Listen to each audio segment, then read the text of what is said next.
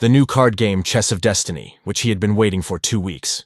A few moments later, he opened his eyes and did not understand what had become of him. Even more surprised, the main character asked himself what had happened to him. At first, he met a beautiful sister who told him to go with her, that she would redeem him. He thought he would be able to reach the heights of life, thanks to the system.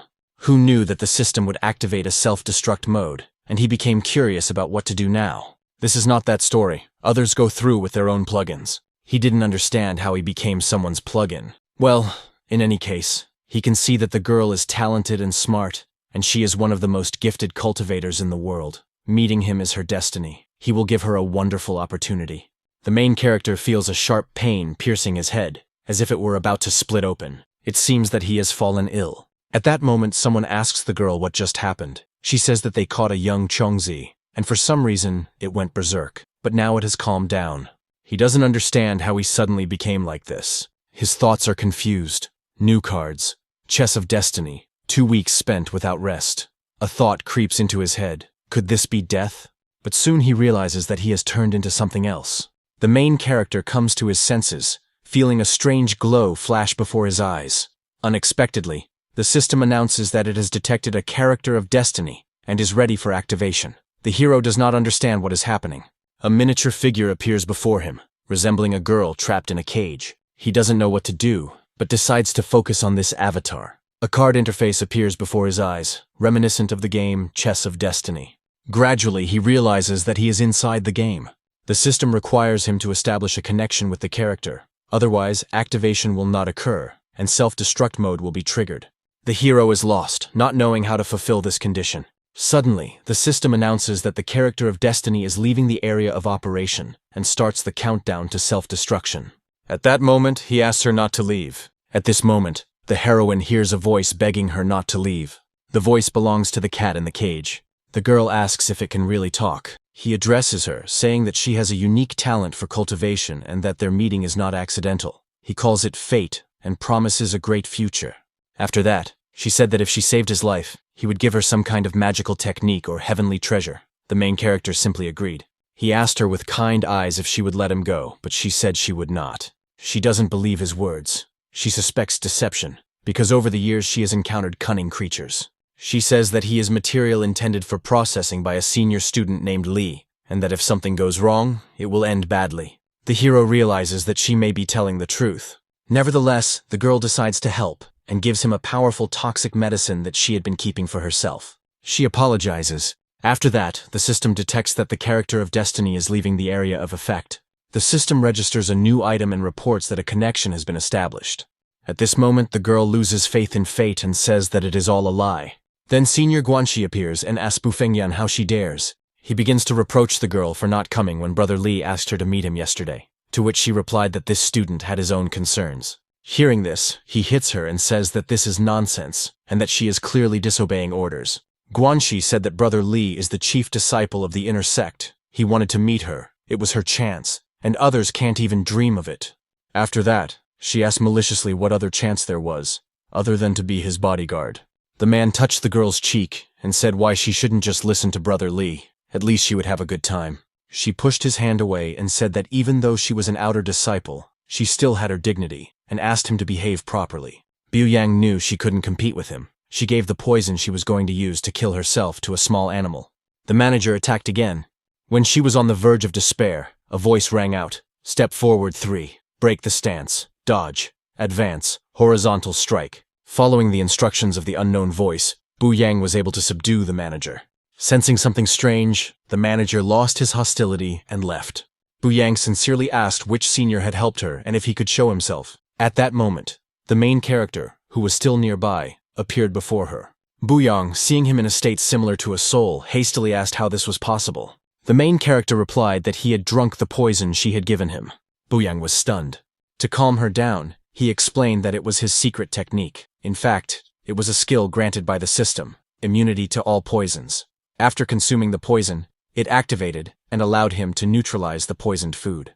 Seeing that the main character was fine, Bu Yang wiped away her tears and opened the locked cage, begging him to leave this place as soon as possible. The main character asked seriously what would happen to her. She said she had insulted Li's older brother and that neither of them could escape. If she stayed, she would buy him time so he could hide using the system. The main character thought that with the system in his advantage, he had nothing to fear from some older brother Lee, and reassured her, telling her to just trust him. Meanwhile, Lee's older brother was boiling with rage. He expected Bu Yang to disobey his orders. The woman next to him added fuel to the fire, whispering about Bu Yang's disobedience. But the older brother Lee seemed perverse, taking special pleasure in her rebellious nature. Since she didn't want to come to him, he decided to go to her himself. In a small hut in the mountains, in Bu Yang's secret hideout, the main character lay on the bed. He thought that this girl's figure was simply too seductive. At that moment, he remembered that there were still many new tasks left in the system. Opening it, he discovered that his main task was to prevent the descent of the heavenly disaster of the underworld. The demonic invasion, the descent of the underworld, and even the appearance of the devil gods were just the tip of the iceberg compared to this disaster. He was frightened and decided that he had to find a way to survive. Bu Yang called him, saying that she had prepared water for bathing and suggested that they bathe together. She approached him with a gentle smile on her face. This pure and innocent scene was almost unbearable for the protagonist, and he almost lost his composure. He looked at Bu Yang's worried expression and couldn't help but ask what she was thinking. It turned out that she was worried about her older brother Lee because her current strength was too weak. Her older brother Lee was 2 full levels above her. The protagonist looked at Bu Yang's character panel and thought that with her talent, if she had a high-level cultivation technique, she could quickly improve her abilities. Unfortunately, the system had not yet given him such techniques, and he had to find another way. After bathing, the main character asked Bu Yang to show him what she had learned. The only cultivation technique available to her at the moment was the yellow rank wind and tree arts. However, with his guidance, she was still able to make rapid progress. After the training, Bu Yang had indeed advanced, and they were already celebrating their success when suddenly a cloud of poison entered the room. The main character quickly ordered Bu Yang to hold her breath. Lee's older brother was standing at the door. He was the one who had just released the poison. Judging by Bu Yang's condition, he decided that she had already lost consciousness and was about to rush in to take advantage of her. But when he opened the door, he saw that Bu Yang had not fallen, but was standing holding a sword pointed at him. Lee's older brother hastily snatched the sword from her, then drew his own blade and rushed to attack. Bu Yang instinctively raised her sword, blocking the blow with a horizontal parry, then used the rising crescent technique. She aimed precisely at Lee's older brother's joints. This was the first time Bi-Fan had used her sword skills. Lee's older brother slashed with his blade, cutting through Bi-Fan's veil and exposing the lower part of her face. Bu Yang was instantly affected.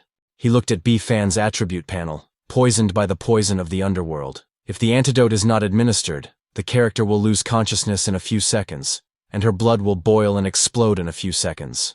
The girl was poisoned, and the lecherous older brother Lee mercilessly continued his attack. How to break this situation? Seeing Bi-Fan in a weakened state, Lee's older brother intensified his attack, unleashing a fiery palm strike towards Bu Yang.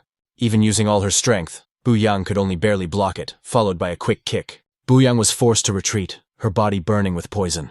Seeing that Bu Yang was about to collapse, I desperately searched for a solution.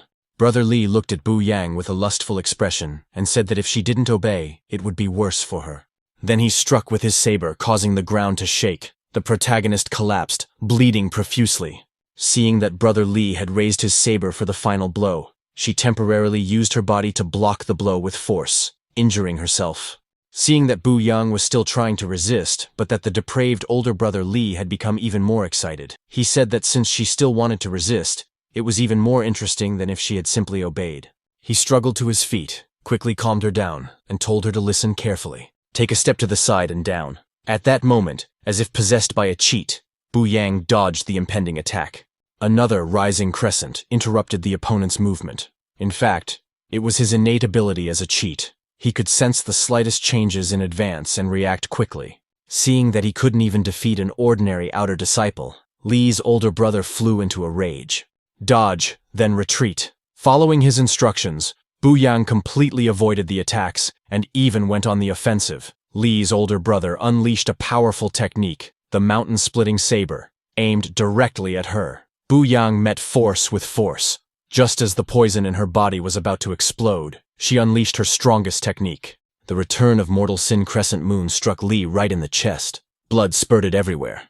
The depraved elder brother Lee was pinned to the ground and killed instantly. As soon as Lee's older brother died, the Sect's alarm bell rang. Bu Yang immediately told the main character that they needed to leave quickly. It turned out that each inner disciple had a life lamp. After death, the lamp went out. The life lamps also contained a tracking formation that roughly showed the location of the owner. Bu Yang said she was afraid they would be found soon. At that moment, a dark shadow flashed in the distance. Elder Fan had arrived. Fan Bo Ha, Master Li's senior brother, appeared in front of the hut. He asked where the murderers were. By this time, they had already left the sect, leaving only the body of Elder Brother Li pinned to the floor. Seeing the pitiful state of his disciple, Fan instantly flew into a rage. With a roar, the hut in front of him was reduced to rubble. He ordered everyone to disperse and search. One disciple came with a report that Senior Brother Li had come to the sect today specifically to discipline an external disciple. He couldn't believe that an external disciple could defeat him. Fan Bo Ha suspected that Bu Yang must have conspired with outsiders to harm his disciple. He immediately ordered all the disciples of the Divine Combat Sect to pursue the killer and leave no one alive. He even offered spirit stones and treasures to encourage participation. With such a large reward, countless disciples joined the search. In the forest at the foot of the mountain, a group of disciples searched for Bu Yang. Some thought she had already escaped. Suddenly, when one disciple pushed aside some glowing moss, he discovered Bu Yang. She was actually hiding nearby.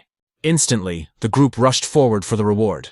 Bu Yang raised her sword and looked at the group of inner disciples preparing for battle. The battle began. Under his guidance, Bu Yang easily dealt with the so-called inner disciples. As the system, the protagonist knew that this was the effect of the new function. All the techniques and methods Bu Yang had learned were displayed here, so I could directly use any cultivation techniques she had taught me.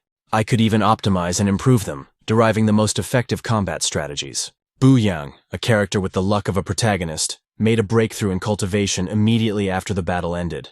I was sharing my combat experience with Bu Yang when we were interrupted by footsteps. An elder appeared before us. Bu Yang recognized him as Elder Lin, the senior internal elder responsible for supervising the training of disciples. He himself was quite strong. Moreover, he was very close to Elder Fan, the master of Li's older brother. Elder Lin drew his weapon, his expression completely changing. Without saying a word, he swung his sword. He said that he had heard about a promising talent among the outer disciples, and thought that she would be outstanding, but it turned out that she was nothing special. At that moment, a deep wound appeared on Bi Fan's left arm. Bai Fan consoled herself that she had simply been momentarily distracted and had performed poorly. Her recent breakthrough in cultivation made her particularly vulnerable. She had no desire to die here. Watching the elder standing in front of her, I realized that her efforts alone were not enough now. However, with talent, the system always intervenes at the right time. Meanwhile, the inner sect had already reported to Elder Funu about the clash between Elder Lin and Bai Yang in the forest at the foot of the mountain. The battle continued, and Bai Yang, possessing only basic techniques, was fighting off her opponent's fierce attacks with her last ounce of strength. After a series of fierce exchanges, Elder Lin noticed that her cultivation level had recently risen, and only someone with exceptional talent and a strong character could make such a breakthrough right in the middle of a battle. At the same time, he grew suspicious of a possible conspiracy with outsiders and deliberate harm to the Divine Combat Sect. Bai Yang tried to explain that she was only defending herself, but the elder refused to listen and only intensified his attack. Gradually, it became clear that there was a hidden meaning to what was happening. Despite his outward severity, Elder Lin did not try to deliver a fatal blow. He even used the internal technique of 1,000 hearts, forcing Bai Yang to retreat and seemingly lose the will to resist. Upon closer observation, it became apparent that his movements were instructional in nature, presenting her with a rare opportunity to comprehend the techniques of the internal sect. Bai Yang quickly regained her clarity of thought, and her rapid return to combat focus only confirmed the elder's true purpose. At that moment, the system activated a special test aimed at accelerating the student's development. Despite his strictness, Lin bore no ill will toward her and deliberately passed on his skills. After several exchanges of blows, Bai Yang grasped the structure of his movements and managed to repeat the technique he had just demonstrated. The elder was surprised. Only someone with rare insight and exceptional talent could master the technique in such a short time and under such intense pressure. From that moment on, her real growth began. The system rewarded her for her success. Bai Yang fully mastered the 1,000 Hearts technique and gained a special skill that clears the mind of unnecessary distractions. Soon, Elder Feng arrived, dissatisfied with Lin wasting his energy on a student from an external sect. Almost simultaneously, the sect leader appeared and ordered the fight to stop.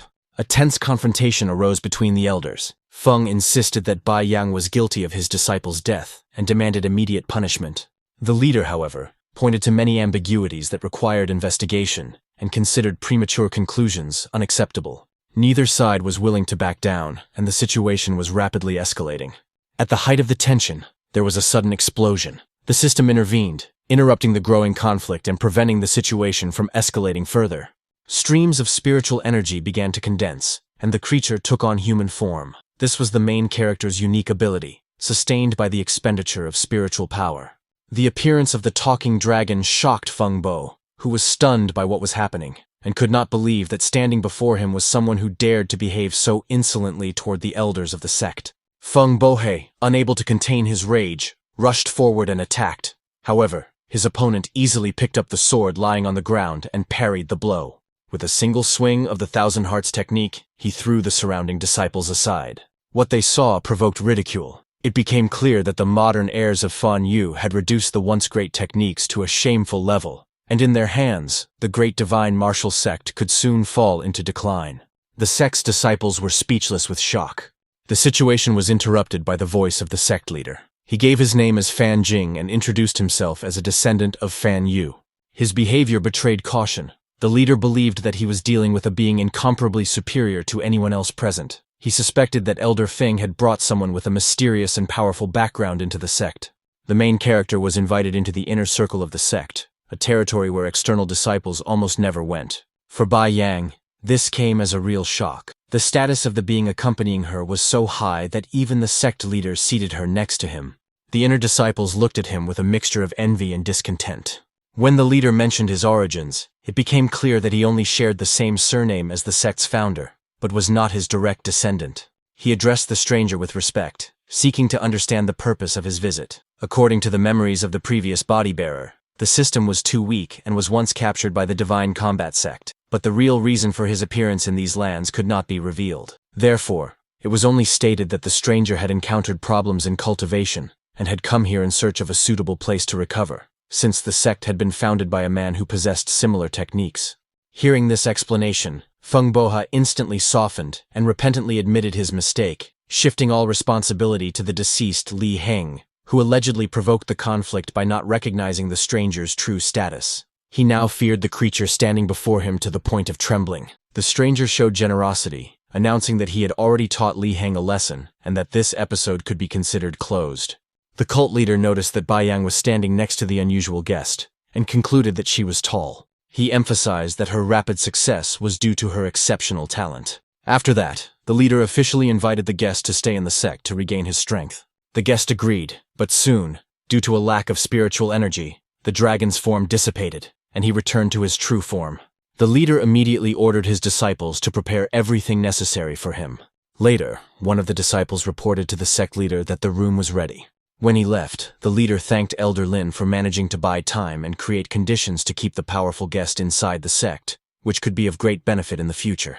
Elder Lin soon appeared in the same room. It turned out that he and the leader were working together to strengthen the sect's position. The leader instructed him to keep an eye on Feng Boha, who could make new mistakes.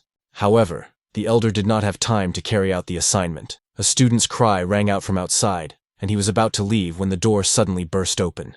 An unknown silhouette burst into the room, its appearance accompanied by a hollow echo and a heavy threatening voice that sounded even before the figure had fully entered. It seemed that someone had arrived whom no one here expected to see. Feng Boha stood in the doorway, full of rage and despair, when a new figure appeared next to him. The spatial interface flickered, and a demon appeared behind the traitor. Against the backdrop of what was happening, it became clear that the main character of the game world had turned into an entity capable of destroying enemies as easily as cutting fragile branches. After 2 days in a strange world, he was finally able to allow himself to sleep peacefully. However, the peace did not last long. A rift opened in the wall next to him, and a bloodied demon with a twisted blade burst into the room. Judging by the marks, it was an elite representative of its kind. Bai Yang, hearing the noise, rushed to help. But after a few exchanges of blows, she was quickly pushed back. Each subsequent step became more and more difficult for her. The demon, confident in his superiority, decided that this weak sect did not deserve to exist and intended to destroy every last one of them. But at that moment, the dragon, who had taken human form again, entered the fight to protect Bai Yang. The elite early-level demon seemed like a negligible obstacle. The Thousand Hearts technique, which the dragon had mastered, almost nullified the enemy's threat. The demon attempted to deliver a crushing blow with the Ghost Blade Wind technique, a technique capable of killing or seriously injuring anyone who came under its direct attack. However, its weakness was obvious. The direction of the strike could not be changed. While the demon was preparing the technique, the dragon instantly cut him down with one precise blow. The elite died on the spot. Meanwhile, in other parts of the sect, the demonic invasion continued. New victims appeared. One of the disciples, trembling and pale, tried to hold back the approaching demon, but was practically doomed. The demon had already jumped, preparing to deliver a fatal blow, when it was suddenly cut to pieces. A group of disciples intervened in time and saved their comrade.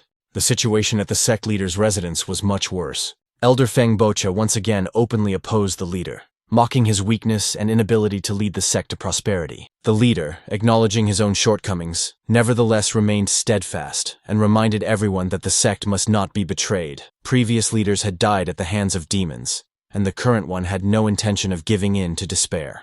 However, his steadfastness did not save him. The demon's blade pierced the leader's chest from behind. The leader fell. Elder Lin, overcome with rage, tried to attack the killer, but was thrown back with a single blow. He realized that he could not defeat this enemy alone. Then the dragon, still in control of the situation, began to guide Elder Lin, forcing him to change his tactics. Under the guidance of the Thousand Hearts technique, its full power was revealed. As a result, the elder inflicted several critical wounds on the enemy, and Bai Yang ended the battle by killing the demon with a precise strike. Thus ended the long night. However, the victory came at too high a price. The Divine Combat Sect was in ruins.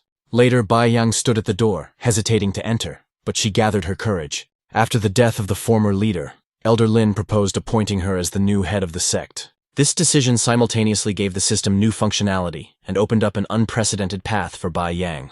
Despite the fact that she had shown incredible talent and avenged the leader's death, Bai Yang herself was well aware that the real reason for her appointment was the influence of the dragon standing next to her.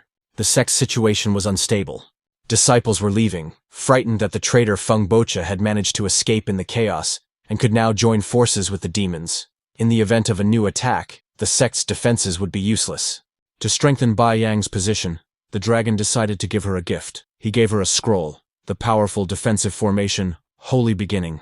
Elder Lin was amazed. The formation belonged to the earthly level, surpassing even the profound rank. The only problem was the lack of materials to activate it. Elder Lin volunteered to obtain the missing components and sent his disciples to the nearest Yangxiang pavilion. Two followers of the sect, accompanied by a dragon, entered. They were met by an arrogant formation master who, upon hearing the name of their sect, dismissively sent them to the back of the line and made it clear that he considered them too insignificant. Another scene was unfolding nearby at that moment. A brother and sister were being expelled from the pavilion. The girl attempted to improve the ancient formation, but the master ridiculed them, claiming that even experienced specialists would not dare to do such a thing. He swung his arm, preparing to strike his brother, but at that moment, the disciples of the Divine Combat Sect stopped him. It was then that a notification appeared on the system panel. A fateful person had been detected. Judging by the clues, the main character had stumbled upon a genius of formations, who was to become a key figure in future events. The situation attracted the attention of those around them. People mockingly discussed the girl who dared to touch the work of the senior master, convinced that she was either mistaken or insane. Soon, the chief master of the pavilion appeared, a man of stern appearance and impressive strength of spirit. At first glance, it was difficult to imagine that such a person could be won over, but his appearance meant that the situation was about to take a new turn. His expression softened as he introduced himself in a friendly manner. He said he was a Shu formation master, and asked what had happened here. Hearing this, everyone was stunned. Then he remembered his own past humiliation. He had once been an elite formation master in the main pavilion, arrogant and looking down on ordinary people. One day, a young man came to the pavilion and declared that he wanted to become an elite formation master right away. Shu Bo, who was in charge of admissions, not only refused him but also ridiculed his arrogance. No one expected that the young man would actually prove himself capable. He changed 2 high-level formations right on the spot, astonishing everyone present. The young man gained the recognition of the pavilion's master and was directly promoted to elite master. Shu Bo was demoted and sent to this remote pavilion for insulting him. Since then, he has practiced humility and has not repeated those mistakes. He dispersed the onlookers and led them inside the pavilion to inspect the formation.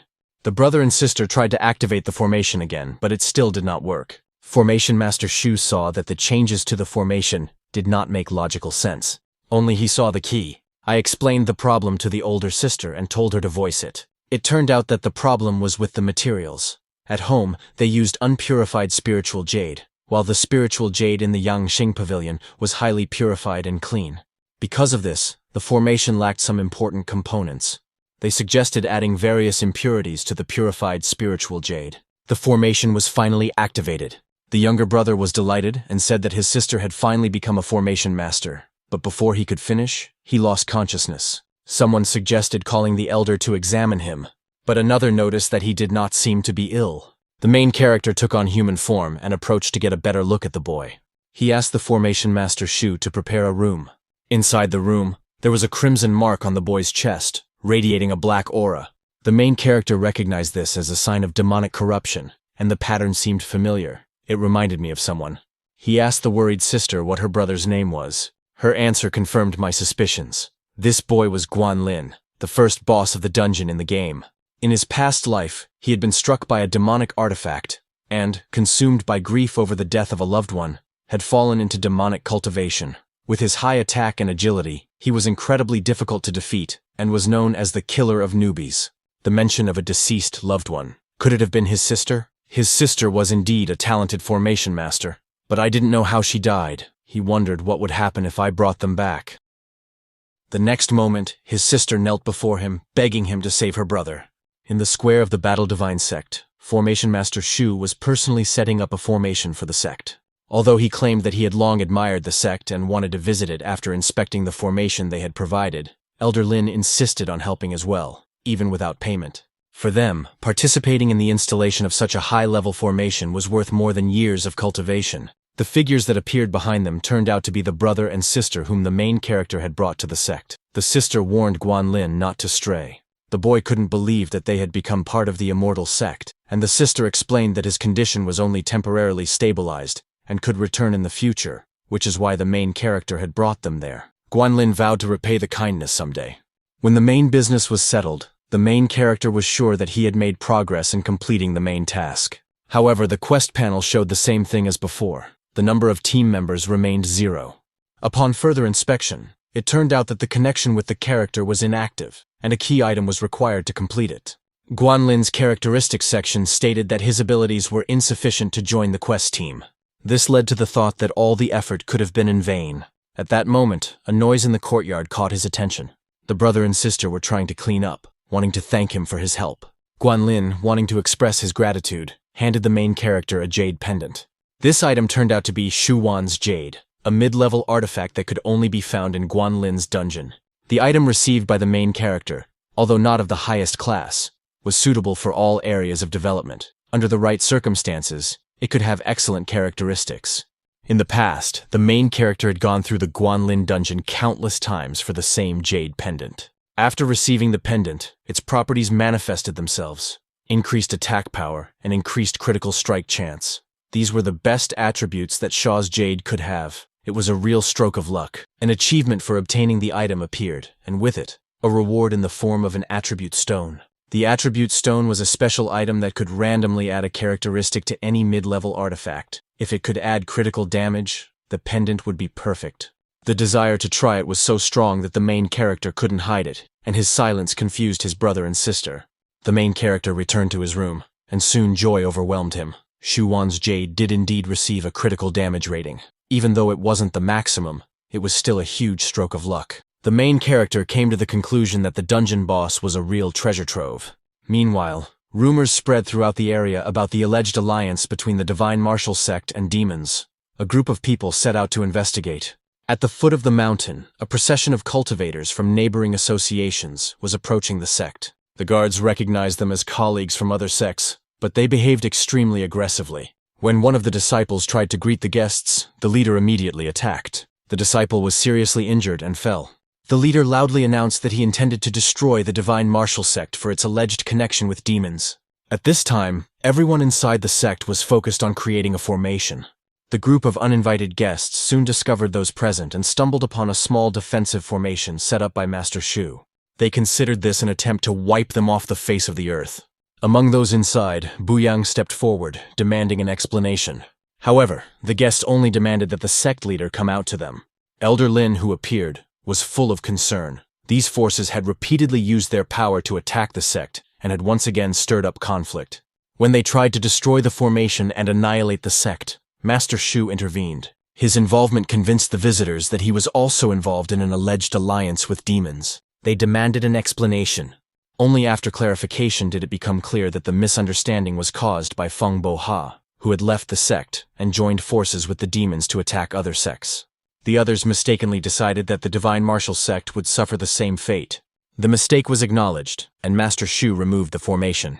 At that moment, a wounded disciple was brought in, who had been attacked by the same man at the foot of the mountain. It was strange that the entire sect had been attacked by just one thin silhouette. This man was still trying to stir up conflict. Bu Yang stepped forward, challenging him. Laughter rose around her. Those present began to say that Bu Yang had only gained fame thanks to Master Shu's intervention. The stranger, who called herself Jiao Yubing, commander of 10,000 warriors, spoke contemptuously of the sect. The main character remembered that this woman was the first mini-boss of the Guanglin dungeon and was destined to become a subordinate of the demons, just like Feng Bo-ha. Despite her outward righteousness, her path was already predetermined.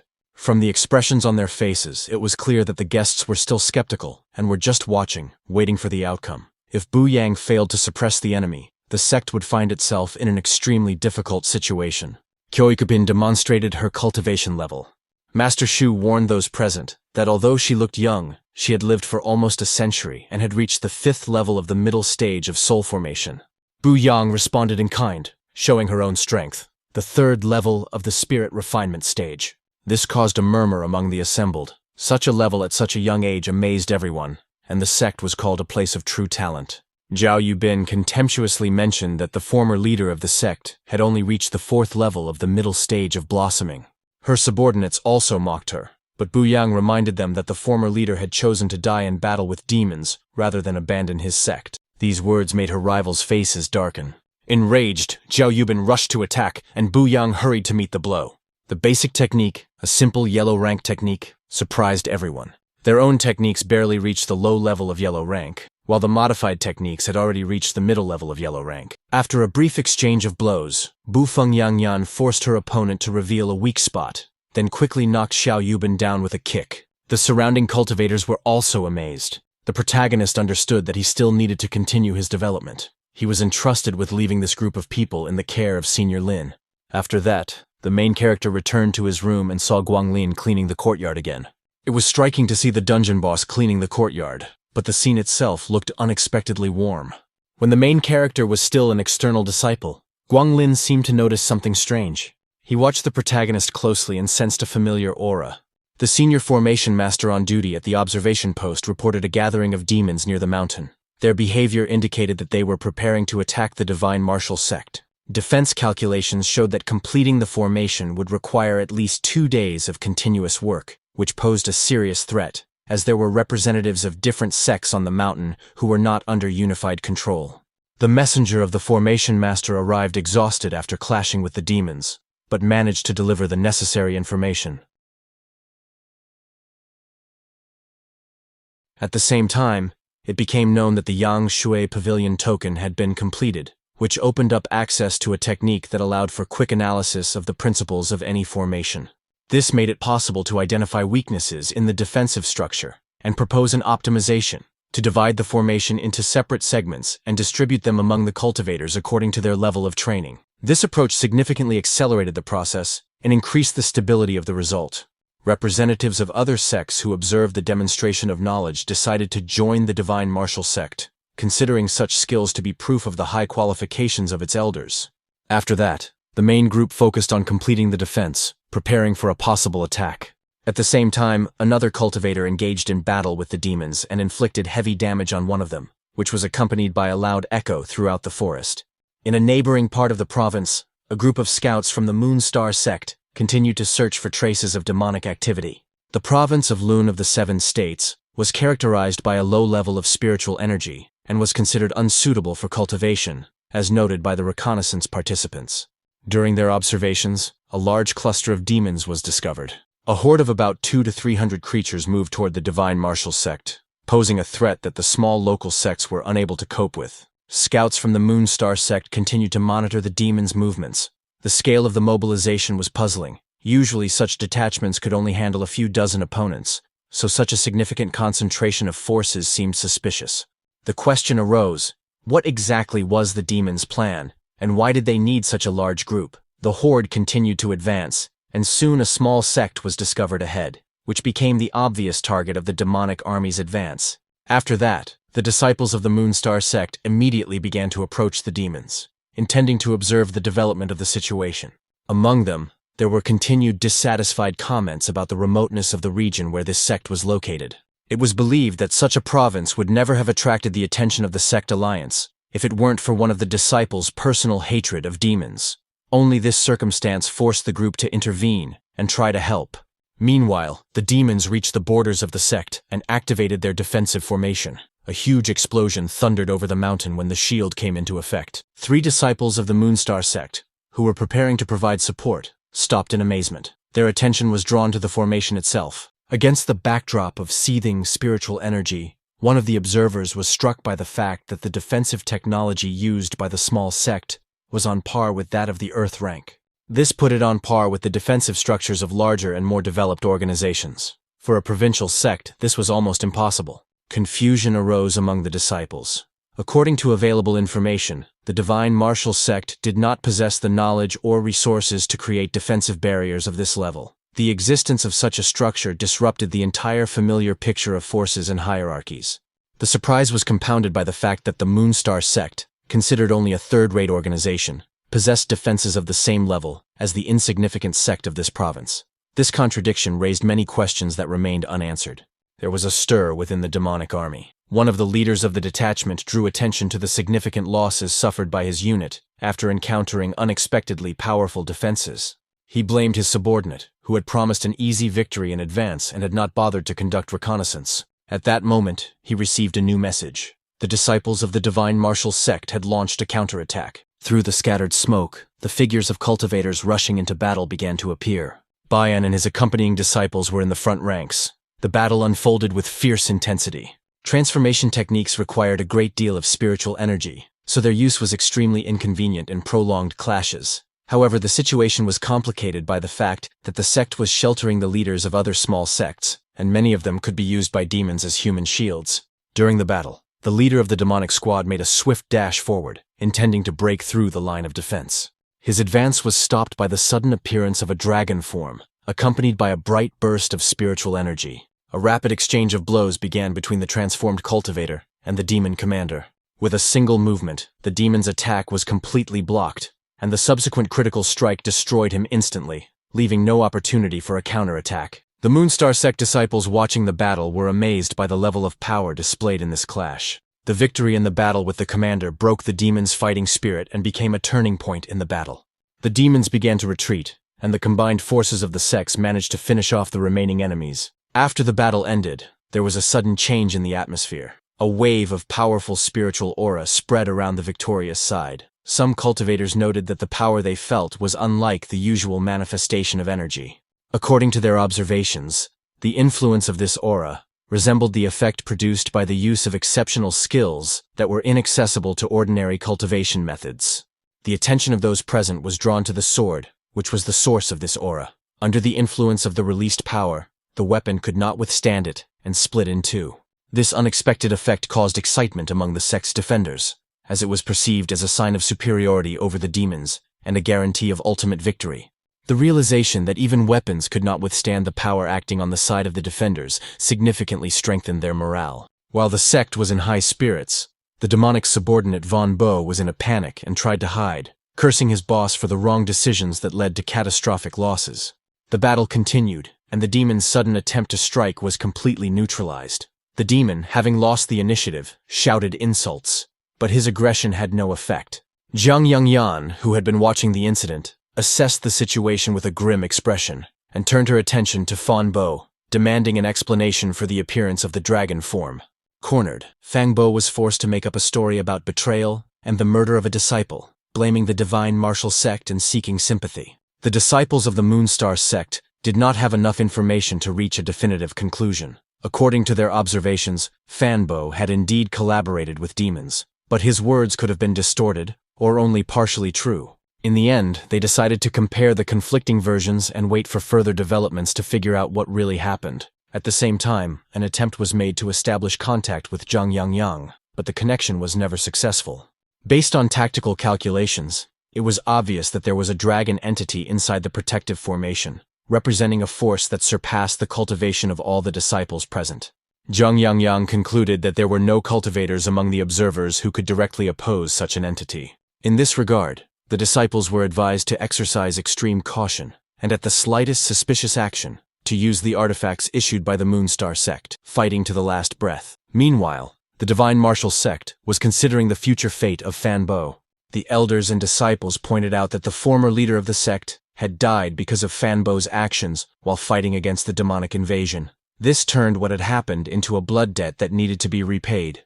Representatives of other sects in the vicinity also expressed their desire to pay tribute to the fallen leader, which served as further confirmation of the general position. Fan Bo should be held accountable. This gesture of respect solved an important diplomatic problem. The observation of representatives of other sects ensured that there would be no opportunity to distort the facts or attempt to evade responsibility. The elders of the Divine Martial Sect perceived what was happening as the establishment of a new status for the sect. From that moment on, its position was no longer considered weak or vulnerable. Outside the formation, the disciples of the Moonstar Sect conducted an additional check. No traces of demonic aura or signs of spells were found, confirming the voluntary nature of the actions of the cultivators who protected the Divine Martial Sect. It was suggested that a senior righteous expert capable of suppressing demons was operating nearby. After all the investigations were completed, the cultivator who had participated in the battle returned to his room and opened the system's reward. A bright flash of light illuminated the room, and a tea table made entirely of a single piece of spiritual wood appeared before him. The product naturally emitted spiritual energy and had the ability to heat water for brewing tea. The leaves of the symbiotic tea tree, which were included in the set, allowed one to enhance spiritual perception when consumed. For a region experiencing a shortage of spiritual energy, such an artifact was particularly valuable. The tea table could only be activated by its owner, which made it useless to others. After preparing the tea set, a drink was brewed that had a mild, rich taste and the ability to instantly restore strength. The liquid contained easily digestible spiritual energy. However, the tea drinking process was interrupted by an unexpected knock on the door. Outside was Guan Ling, who reported that Zhang Yangyang, a disciple of the Moon Sect, Star Sect, was requesting an audience and was currently waiting in the courtyard. Upon her arrival, she noted the extraordinary saturation of spiritual energy around the residence, which greatly exceeded the level available in the Moonstar Sect. In her mind, she compared the information she had heard earlier. According to the leader Bu, there was a possibility of a connection between the owner of the residence and the founder of their sect, which made what was happening even more mysterious. At that moment, Guan Ling arrived to escort Zhang Yangyang to the residence. At the same time, it became known that the allied leader had opened access to a secret dimension, which was noted as an important event. While preparing for the meeting, it was noticed that one circumstance had previously escaped attention. After the recent invasion of demons, a significant part of the buildings of the Divine Martial Sect had been damaged. Despite the efforts of Elder Lin, who had arranged many rooms for guests, the conditions were far from ideal. Given that the guest was from the Moonstar Sect, where the requirements for the environment and level of spiritual energy were significantly higher, there was a possibility that the current conditions would cause her dissatisfaction or lower her impression of the sect's status. Upon her arrival, Zhang Yangyang looked around the room. Her inner thoughts revealed her surprise. The room was extremely simple, which led her to believe that the host had no attachment to worldly objects or luxury. Immediately after that, the guest's attention shifted to a piece of furniture in the center of the room, and she was shocked. In front of her was a tea table made entirely from a single piece of sacred wood. In the Moonstar Sect, such material was considered of the highest value and was used exclusively for the creation of high-ranking artifacts. No one dared to use it as an interior decoration, let alone in everyday life. After being shown into the room, there was a short pause. Zhang Yangyang needed time to get over her surprise and assess the situation. After a while, the guest announced the purpose of her visit. She took out a token that looked ancient and didn't give off any spiritual energy. This was precisely why the student had previously been unable to obtain explanations from the elders of her sect. None of them were able to determine the origin of the object or establish its purpose. Given the absence of energy and any kind of aura, the token was considered unremarkable, perhaps even useless. However, Further examination led to an unexpected reaction. The appearance of the object resembled a familiar structure, which caused surprise. It was suggested that the token might belong to a category of rare or lost artifacts that could not be analyzed using standard methods. This heightened the intrigue of what was happening and raised new questions about the relationship between the Divine Martial Sect, the Moon Star Sector, and the ancient legacies left by their predecessors. As the token was examined, its true form began to gradually reveal itself. The observer's expression changed, which shocked Zhang Yangyang. Touching the object activated a hidden structure that had previously been concealed under a layer of illusion. The artifact turned out to be well known in ancient archives, the so-called Zhengman Order, associated with a lost line of heritage. Zhang Yangyang explained the origin of the object. According to her records, the token had previously belonged to her mother and was discovered within the Liangyun region of the 7 states. There were only scattered fragments of information indicating the artifact's presumed value, but none of the elders of the Moon Star Sect could determine its nature. Until that moment, the token was considered an ordinary, worthless relic. However, the true purpose of the item was revealed immediately. The Zhengman Order was the key to a special underground dimension, a closed, secret space whose existence was linked to the system. After the artifact was activated, the exact location of this space was determined, turning the token into a treasure of the highest order. At that moment, new news arrived. A bright flash of light appeared in the southwestern part of the sky. Elder Lin suggested that this could be the opening of a secret space, or the manifestation of a valuable artifact. Observation confirmed the connection between the event and the activation of the Zhengman Order. The flash was a heavenly sign that appeared when the ancient underground world was opened. The question arose about the division of rights to explore the new space. Since the Moonstar Sect was involved in the origin of the token, it was assumed that it also had a share in it. It was decided to discuss the terms of cooperation in a calm atmosphere. After that, Zhang Yangyang and Buyan were invited to the table to wait for the map to be drawn up, which would mark the exact point of entry into the underground world. Both guests raised their teacups and felt the rich spiritual energy of the drink. The taste and effect confirmed that high-level experts used artifacts in their daily lives that were inaccessible to most sects. Meanwhile, in the central square of the Divine Martial Sect, Master Formation Shu was inspecting the defensive structures with his disciples. Yan approached the square and greeted the master. Shu looked wary. He mentally noted that he had previously avoided meeting this person, assuming that he intended to demand something or interfere with his work. Soon, Master Shu remembered the rumors about Guo Feng, a young cultivator with unique abilities to work with formations. It was believed that even at a young age, he surpassed many masters of the older generation. The mention of Guo Feng was accompanied by additional information. Despite his young age, he was considered an outstanding specialist in the field of formations, highly regarded by the Yangshui Pavilion, and subsequently joined the Moonstar Sect. He was predicted to have a bright future. The members of the pavilion discussed the current situation with the Divine Martial Sect's defensive formation. The question arose as to whether this structure had really been created by Master Shu. However, it soon became clear that the design belonged to a senior expert, which explained its high level of protection. This aroused suspicion. Some participants suggested that the design could have been stolen or obtained by dishonest means, since a small sect did not have the resources to develop mid-level formations. The instigator of the provocation, a student named Iguang, intended to use the situation to publicly humiliate Master Shu. His goal was to demonstrate his opponent's lack of qualifications while maintaining the appearance of politely seeking advice. He drew an incomplete formation on the ground in advance, containing deliberately introduced errors, and invited Master Shu to analyze it. Master Shu found himself in a difficult position. The trap in the diagram was obvious, and any wrong move would lead to ridicule and a loss of authority for the entire sect. Refusal would also look like an admission of incompetence. A little later, Guan Yu quietly suggested the keyword, demonic foundation, which led Master Shu to think of a non-standard approach to the solution. Gradually, an understanding of the structure emerged. It turned out that the correct option was completely at odds with Iguana's logic, and it was necessary to apply the method mentioned earlier by the senior expert. Master Shu regained his confidence and set to work. Iguana, not receiving an immediate response, tried to finish the provocation, but was stopped at the last moment. Master Shu asked his student for the ash remains he had prepared earlier, and used them as auxiliary material. The ash contained elements of fire and earth, as well as traces of the wood element. This allowed him to balance the properties of the unstable combination, significantly reducing the cost of the construction. It turned out that the pavilion's student, Yang Shui, had a more complex solution in mind. He was going to change the arrangement of several runes and add additional elements. Observing Master Shu's technique completely changed his ideas. During the discussion, those present noticed Guan Yu, whose level of preparedness was higher than expected. This led to another burst of surprise. At the same time, Zhang Yangyan understood the true nature of the conflict. The initiator of the provocation was Iguana's attempt to make Master Shu look bad didn't work out. She apologized on behalf of her group, taking responsibility for her fellow tribesmen's behavior.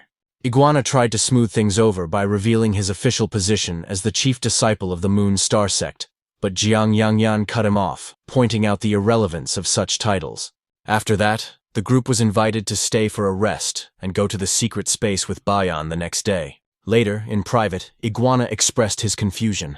Why were representatives of a prestigious sect forced to show respect to a dragon and a local expert? Zhang Yangyan's answer was extremely serious. The entity known as Senior M should not be perceived as an ordinary cultivator. Any frivolous attitude towards such a figure could have unpredictable consequences. After that, Zhang Yangyan returned to her quarters and continued her cultivation, reflecting on what had happened and acknowledging the extraordinary power hidden behind the calm appearance of the senior expert. The situation in the forest surrounding the secret space continued to escalate. Representatives of the 10,000 Swords Pavilion noticed the hidden group and attempted to prevent their departure. A burst of spiritual energy blocked the path of several people, demonstrating the typical manner of strong cultivators to suppress those around them with a single movement of power. However, a disciple of the Cold Smoke Pavilion soon ran up and reported another group, 2 men and 2 women who, apparently, had the map. This news instantly caught the attention of everyone present, and the crowd headed in the indicated direction. At this time, Buyan and his companions continued their search for the entrance to the secret world, checking the map they had received earlier. Several observers were hiding in the forest, waiting for the right moment to intervene. Among them was a daring cultivator who tried to block Buyan's group's path, but was instantly suppressed. The threat disappeared so quickly that the remaining observers chose not to take any further action. Shortly after a brief exchange of information, Buyan and his group realized that they were being watched by a significant number of outsiders. To avoid further conflict, their official affiliations were revealed: the Moon Star Sect, the Divine Martial Sect, and allied structures. This immediately eased some of the tension. After that, representatives of the Alliance, who recognized Fanyan among them, joined the search party. The disciples of the Cold Smoke Pavilion also wanted to participate, but the oppressive glances of the members of the major sects forced them to retreat and keep their distance. Meanwhile, a creature with innate wings was observed in the sky, secretly monitoring the events from above. A faint glimmer of light, previously associated with the activation of the Shangman Order, was spotted. It made it clear that Buyan's group was close to their goal. And so it was. Soon, a hidden entrance to a secret space was found. The activator was placed in the appropriate recess, after which the gates shook and began to slowly open. The structure was camouflaged and dangerous. The entrance was equipped with mechanisms that reacted to approaching objects. An energy flash emanated from the depths of the portal, and at that moment, Jiang Yangyan sensed a sharp surge of danger. An instinctive warning saved those present. A bright burst of sword energy pierced the space, nearly destroying those who stood in front of the passage. It was only thanks to her recent breakthrough in cultivation that Jiang Yangyan was able to notice the attack before the others. After the situation stabilized, Buyan and the others entered the secret world. Almost immediately after their disappearance, other cultivators appeared on the territory, discussing the possible origin of the place. One assumption was that the secret space might belong to a lone swordsman.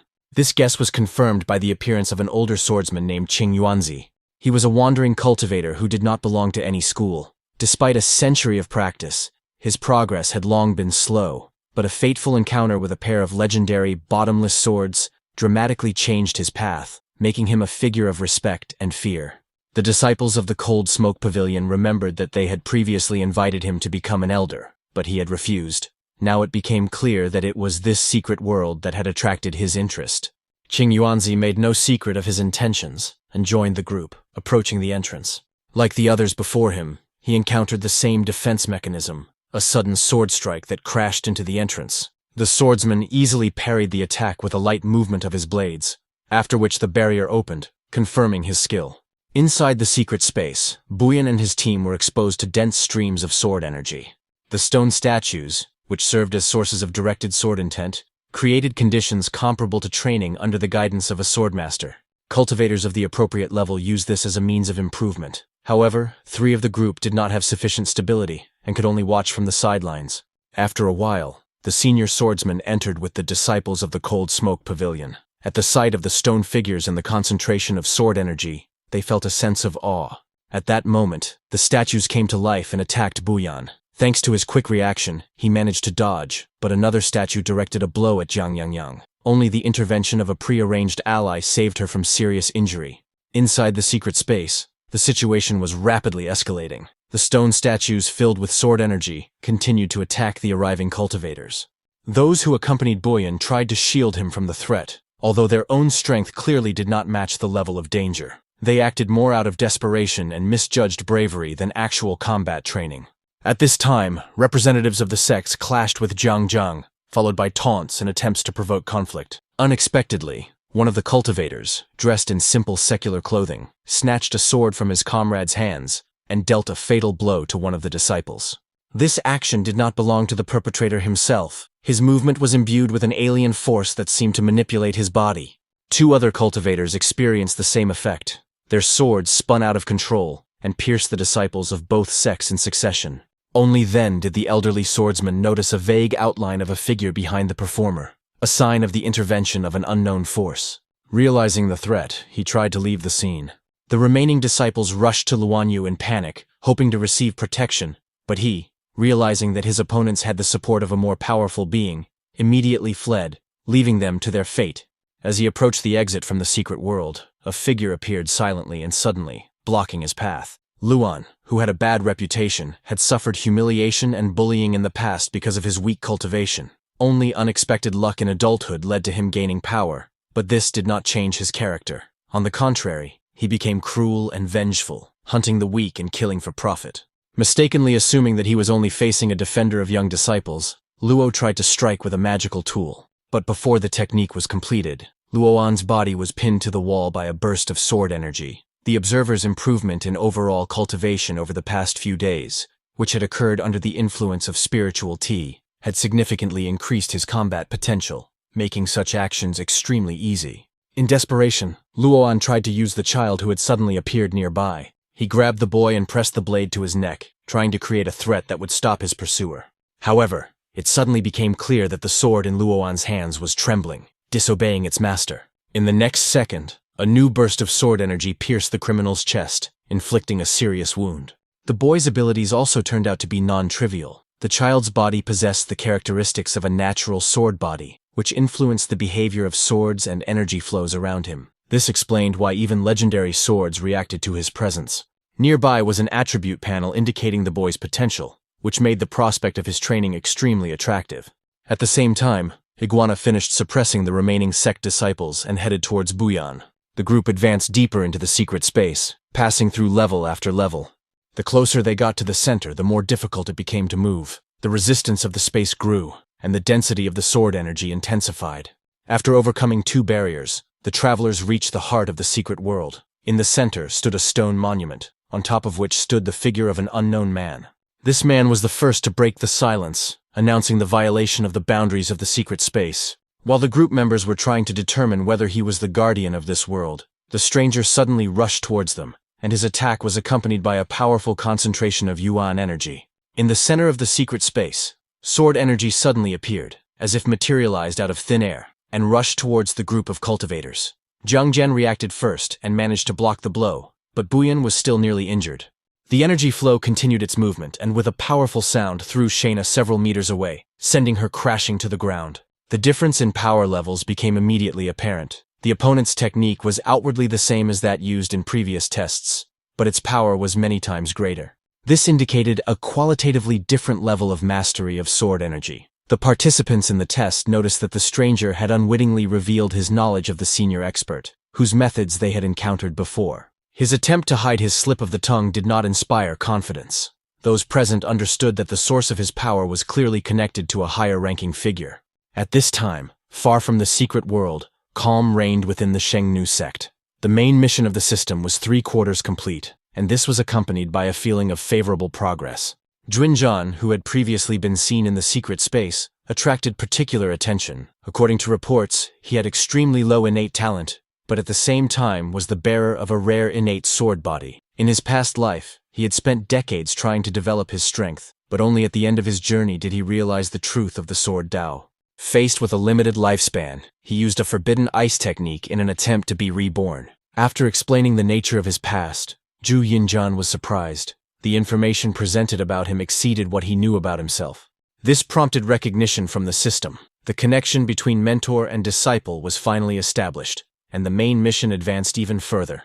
The cold and bottomless sword obtained in the secret world was to be kept for personal use, while the other sword was to be placed in the treasury. However, during a visit to the treasury, an important omission was discovered. Unlike large organizations that had developed over centuries, the Shennu sect lacked fundamental resources. There were no fields of spiritual plants, spiritual beasts, mines, deposits of spirit stones, protective and accumulative formations, or stable sources of spiritual energy. For a comfortable life and effective development, such a sect required systematic modernization. Therefore, it was decided to accelerate progress by using a new feature of the system, the sect's updated hidden space. Inside it were spiritual stones necessary for future growth. The system also allowed other sects to access the secret space by purchasing entrance tickets, creating a new source of resources. Meanwhile, Baoyan and his group returned to the outer territory where Yuan, known for his complex reputation, was located. He studied the spiritual stones, considering them unprotected due to the sect's weakness. However, he was soon taken to the treasury, where he saw the Shennu sect's hidden space system unfolding before him, a new feature that had just been unlocked. Meanwhile, the protective formation was activated. The eyes of the stone statues lit up, signaling that someone had invaded in search of treasure. Representatives of the Kun sect appeared, including the Grand Elder, who was considered an extremely dangerous person, and Formation Master Zhong, who arrived with Master Shu and Guan Yu.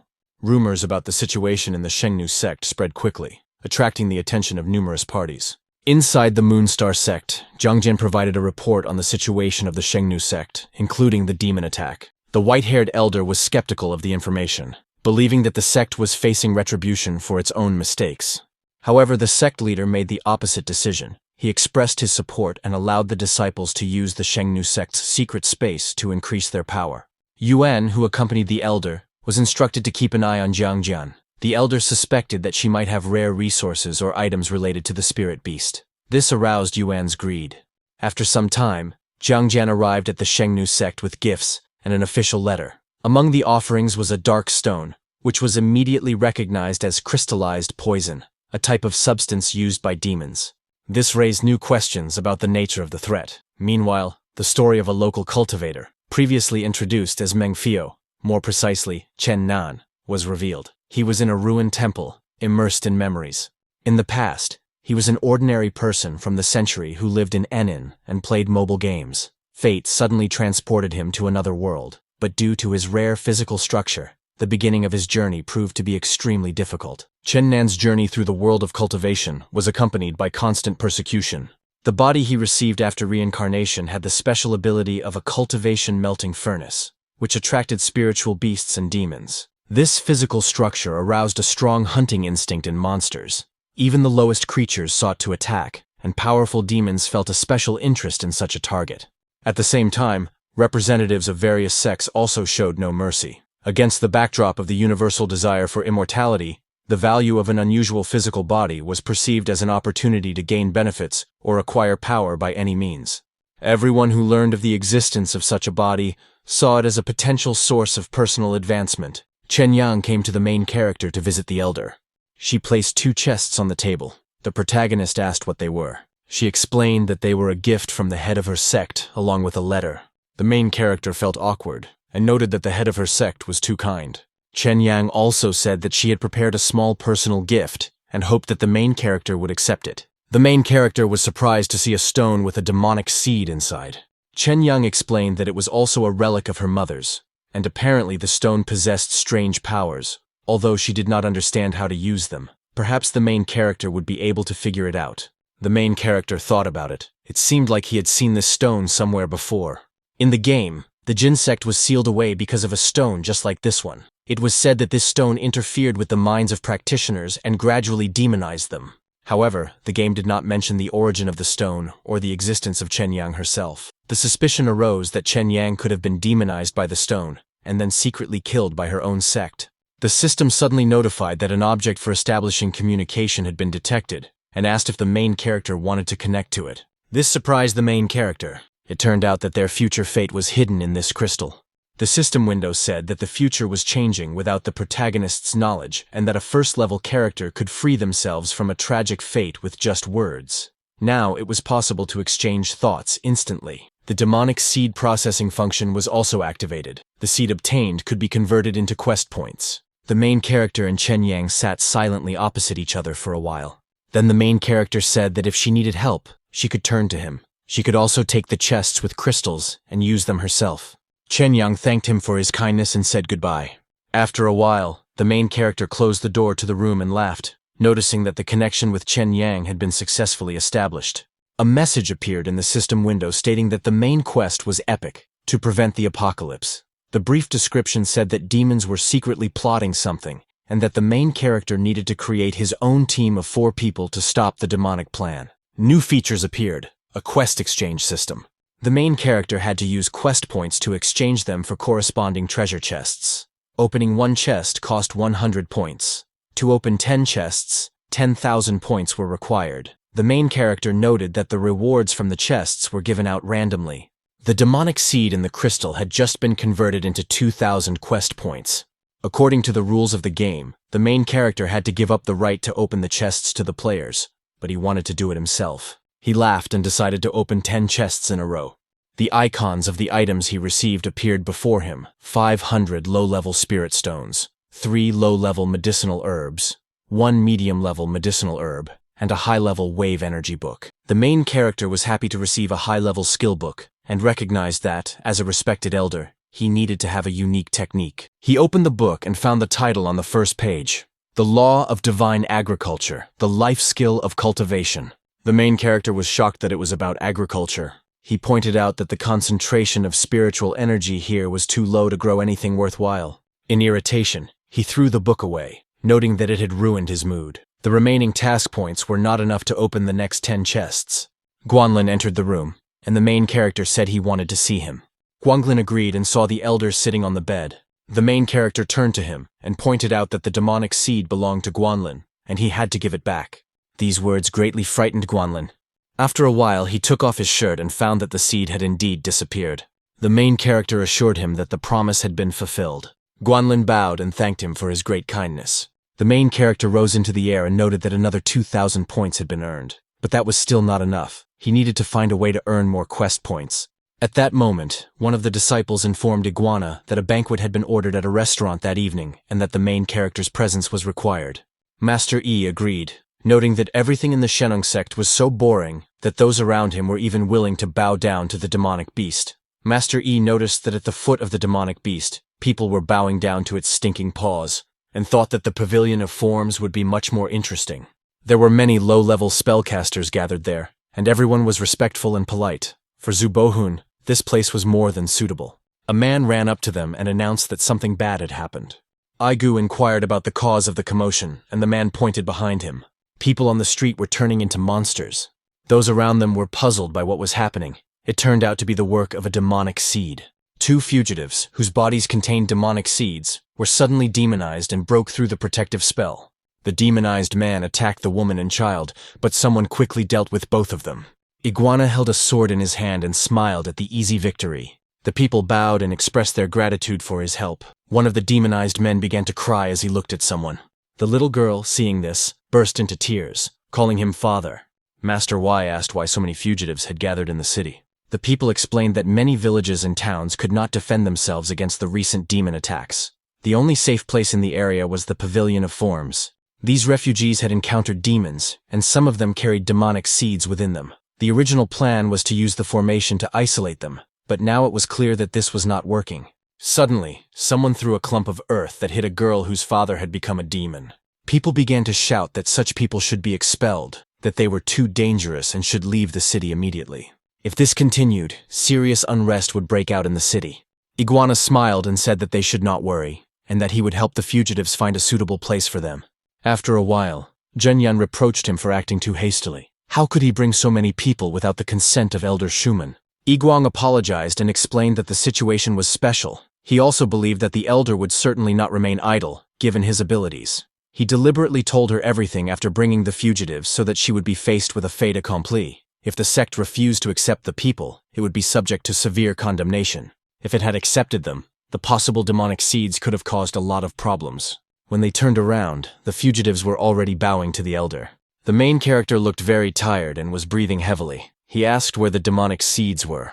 Iguana smiled maliciously, assuming that the demonic beast seemed to be scared half to death. Master E was surprised by what he saw. Then the main character smiled and agreed to take all the demonic seeds. Later, a girl from the sect announced that everyone had to line up to register. Zhenyun, watching this, noted that, as expected of the elder, he accepted all the fugitives without any problems.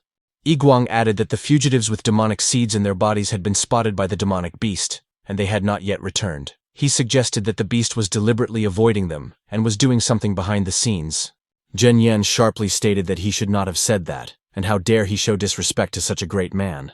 She turned away and walked off. Iguang was annoyed that he was being scolded because of this demonic beast. A woman approached him and addressed the great immortal. She said that she and her daughter had recently been brought here by this immortal. She wanted to know where her daughter had gone. Iguana quietly replied that he had no way of knowing, and suggested she ask the demonic beast. The woman was stunned and asked again if he really said demonic beast. She was overcome with fear for her daughter's fate. Iguana waved her away and told her to leave. The woman begged the great immortal for help again, but he left, leaving her at the entrance to the sect. The woman burst into tears. Suddenly, her daughter ran up to her with a joyful expression on her face. The woman was amazed and hugged the girl tightly. She asked if everything was all right. The girl said that everything was fine and told her that the elder on the mountain had helped get rid of the demonic seed. The woman was shocked and asked again if he had really gotten rid of the demonic seed. The girl confirmed this, adding that now they were just like ordinary people. The woman fell to her knees and bowed. Later, the main character reported that there were 14 demonic seeds among the 14 fugitives. Unfortunately, they were worse than Guanglin's seed, so he only received 1,000 points for each one. But now he had enough points to open 24 chests. He opened 10 chests, and item icons appeared before him. 400 low-level spirit stones, 2 low-level medicinal herbs, 3 low-level spirit materials, and some medium-level medicinal herbs. The main character was puzzled, having received only 1 purple item, and couldn't believe such bad luck. So he opened 10 more chests. He received 6 green items, 3 blue items, and 1 purple item.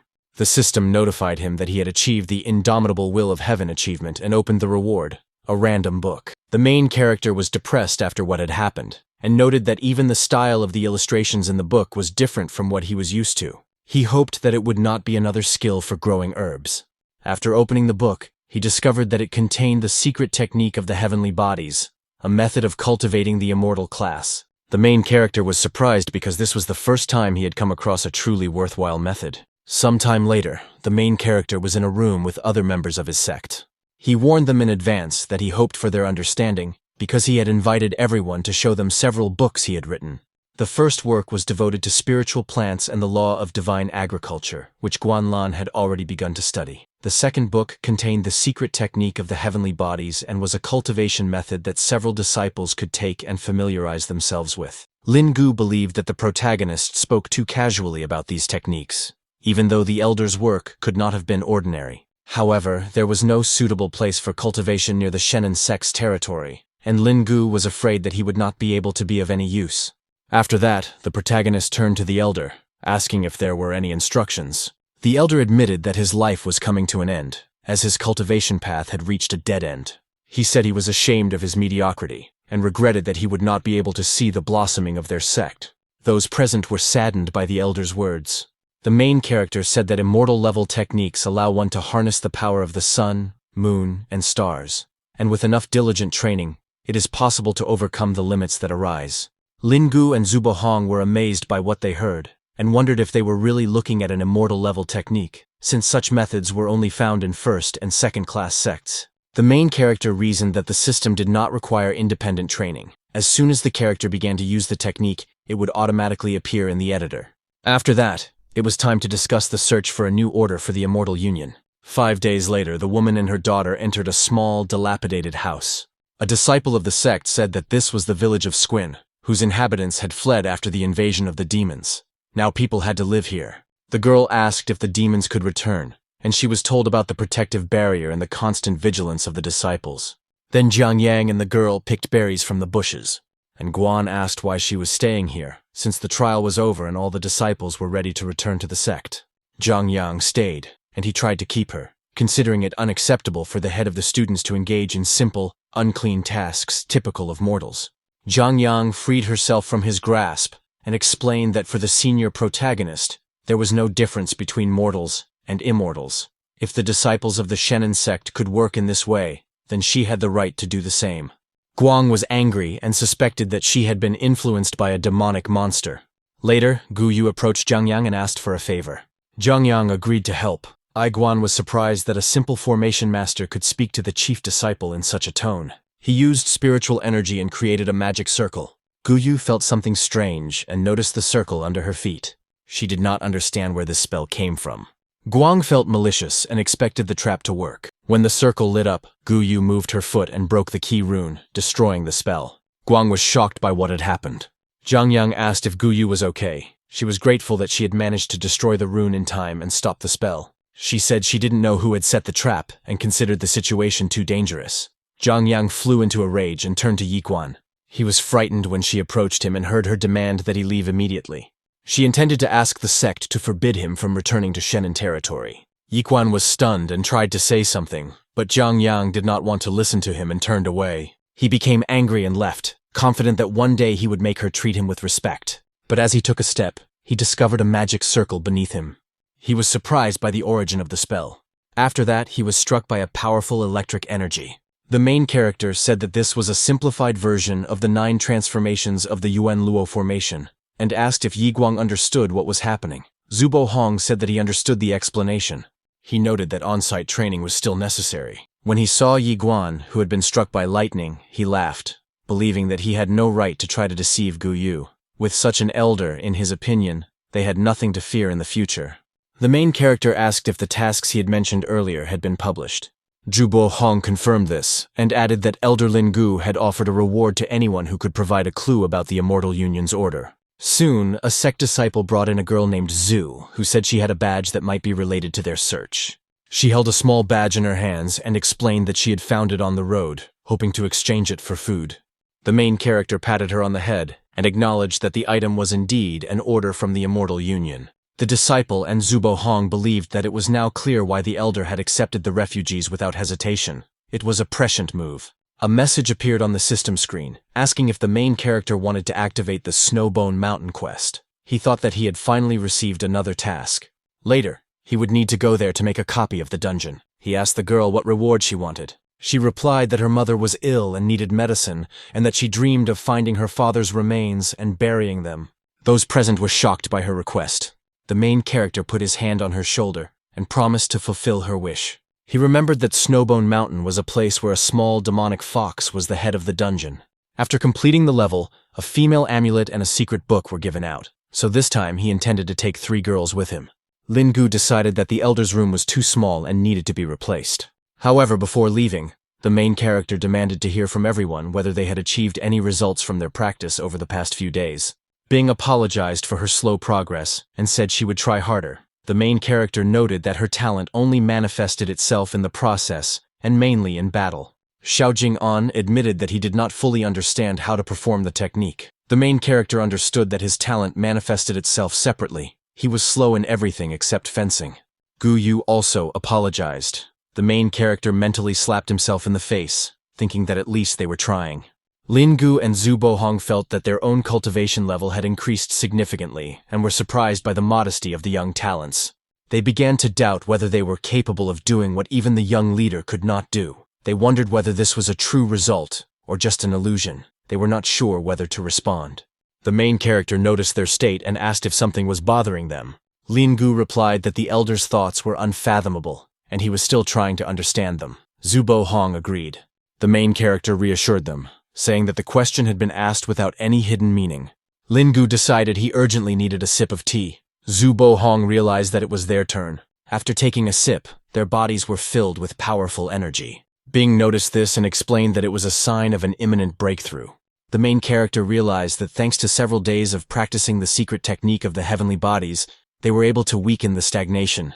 The tea accelerated the process, and the breakthrough came. He believed that this method was one of the most effective for practicing high-level techniques. Zhang Yang thought that in the Shenan sect, breakthroughs were as easy as eating and drinking. She noted that Yiguan should stop his foolish actions. At that moment, Yiguan sneezed loudly. A disciple nearby asked if he was okay and if he could help with anything, and Guan replied that they should not be afraid of what he was about to say. The disciple noted that the Supreme Union was an association of cultivators, and they had nothing to fear. Later, the main character left the building, thinking that the elders had made a breakthrough and were now ready. Guanlin ran up to him, reporting an important discovery. The main character was surprised and asked what exactly had been found. Guanlin explained that if the manure of spiritual animals was mixed with soil and sprinkled with magic, it would turn into spiritual soil in 10 years. Now they just had to find the spiritual animals. He looked at the main character and remembered that demonic creatures were also a type of spiritual animal, and after spending so much time with the elder, he had almost forgotten their true form. The main character praised him and said that he should continue studying the book. After that, he left. Guanling bowed and expressed his deep gratitude for receiving the task. The main character noted that no one would have thought he was capable of scaring such a dungeon boss. He decided that spirit animals could be found on Snowy Bone Mountain. Later, in the snowy mountains, a little fox ran through the snow, holding a small piece of paper in its mouth. Behind her, an ominous magical energy appeared. The main character reflected that the snowy mountain was a harsh place filled with demonic beasts, and their group would have to use their own abilities to overcome difficulties and pass trials. They walked along a narrow path. Guanying believed that the elder was right. Zhang Yang thought that the mountain wind was so cold and strong that he had to use his whole body's cultivation to resist it. Guyu thought it was good that he had warned her in advance, and she cast several spells on her clothes. In addition, the magic array consumed energy too quickly, and she had to stop from time to time to recover. The main character found what was happening strange, only partially reminiscent of a game. Bu Feng'an pointed ahead and said that there was a cave ahead. The main character decided that they could go in there and rest for a while. He remembered that according to the game settings, from the moment they climbed the mountain, demonic monsters were supposed to attack intruders from time to time, but the path remained unusually calm. They entered the cave and saw 2 monsters standing with their backs to them. The main character noted that these creatures were also demonized. The monsters turned around and rushed at them. Bu Feng'an rushed forward with her sword. She raised her weapon, defending herself from the paw's blow. The main character marveled at the strength of these demonic beasts, and wondered what had happened to Snowbone Mountain. In the center of the cave, he noticed an ice block. He flew over there while Bu Feng'an fought. Behind the ice, the main character discovered a fox with a piece of paper in its mouth, and thought that perhaps the beast was still alive. He touched the fox's head and felt warmth, assuming that the creature could be saved. At that moment, Bu Feng'an cut off the head of one monster, then struck another on the head and won the victory. He stuck his sword into the ground, showing that the threat had been eliminated. Later, they all sat next to the fox lying on the ground. Energy began to rise around Buang Ying, enveloping her entire body. The main character realized that she had begun to break through. He believed that, as befits an exemplary protagonist, her cultivation speed was simply astonishing. The fox stirred, opened her eyes, and got up. She looked around, searching for the missing item. The main character took out a piece of paper, assuming that this was the item she was looking for.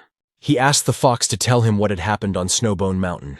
The fox explained that General Bear, who was in the Snow Dragon Valley, had sided with the demons. He led his troops to the mountain, trying to seize the throne and take power.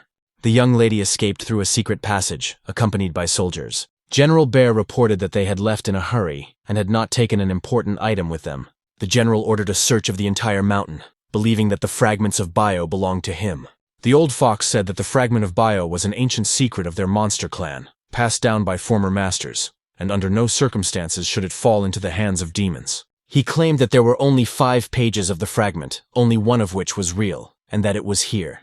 One was given a fake page to distract the rebels, while the other, who received the real one, was supposed to deliver it to the young lady even at the cost of his own life. The main character asked if the fox wanted to continue the story, but the fox was about to descend the mountain. Voices were heard at the entrance to the cave, claiming that someone was inside.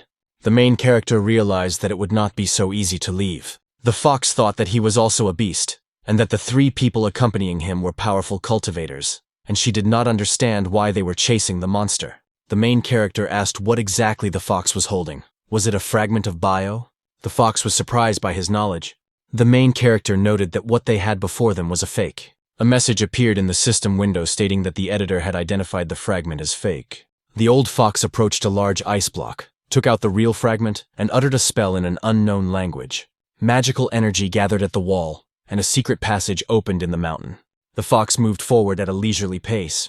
Someone asked if Elder Qing really wanted to keep the greatest secret of the monster race to himself. The fox turned around, trying to figure out who it was. She noticed General Bear appearing. A powerful stream of magical energy struck the Elder King in the back, throwing him against the stone wall. General Bear watched this and noted that the inner core of the ancient monster ancestor hidden in the cave contained a power capable of granting the bloodline of the ancient monsters, if it was purified according to the fragment of Boo that had been found. The Elder King, struggling to recover, tried to understand where the general had obtained such information. The general explained that, considering him treacherous, he had sent spies in advance, and now he was grateful for the open gates. At the same time, the little fox, repeating his disappointment, thought that the Elder King's lies had hurt his trust more deeply than expected. The main character watched this and concluded that the exposure had been a great shock to the fox. However, in the original game plot, it was the Elder who was the true culprit of the disasters, only without the involvement of demonized beasts.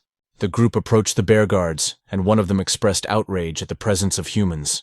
The Elder King, trembling with pain, reached out his hand, hoping for help, but the bear only considered it necessary to eliminate all who had come. The main character suggested that the bears have a little fun but not waste their strength. The girls supported this idea and, using magic, entered into battle with the demonized bears. The little fox ran up to the Elder King with tears in his eyes. The Elder King only remarked that it was too late and that urgent help was needed to get out of there. The main character rose into the air and stopped the attempt to escape, believing that from the moment the Elder began to play a double game, he no longer had the right to leave. The Elder King asked Kiani a question about the origin of the demonic beast, but before he could get an answer, an extremely powerful magical energy burst out from the depths of the cave. The Elder noted in astonishment that the bear general had probably succeeded, although the main character doubted it. The flow of energy soon began to dissipate. One of the bears sensed something approaching and said that it was coming out. The Elder King was puzzled. Bu Fengyang also could not understand what was happening. At that moment, there was a powerful explosion. A bear flew out from the depths of the cave, flew a long distance, and hit the wall. A four-legged monster ran out after it and spat out the bloodied paw of the bear general, who was screaming in pain. The creature noted the disgusting taste of the flesh. The Elder King, seeing it, recognized the ferocious beast Taiyuan. The main character explained that the so-called inner core of the ancient monster ancestor was actually sealed by Taiyuan. All previous rulers of the beasts knew that the risk of purifying the core was extremely high. The Elder King admitted that he had heard something similar, but did not believe it. The main character added that, according to the game's plot, it was he who activated the seal, not the unlucky bear, who had now become the scapegoat. The remaining bears, upon hearing of the general's death, decided to flee, considering themselves unable to resist the monster. Taiyuan blocked the path of one of the fleeing bears, and the eye on his stomach stared at its victim. The bear trembled with fear and tried to justify himself. The main character noted that before them was the final boss of the side quest on Snowy Bone Mountain. Taiyuan glanced around at those around him and became interested in a familiar smell. His attention shifted to Kiani, whom he called the child. The little fox grabbed the Elder King, suspecting him of colluding with the monster, but the latter only writhed in pain, begging not to be pushed.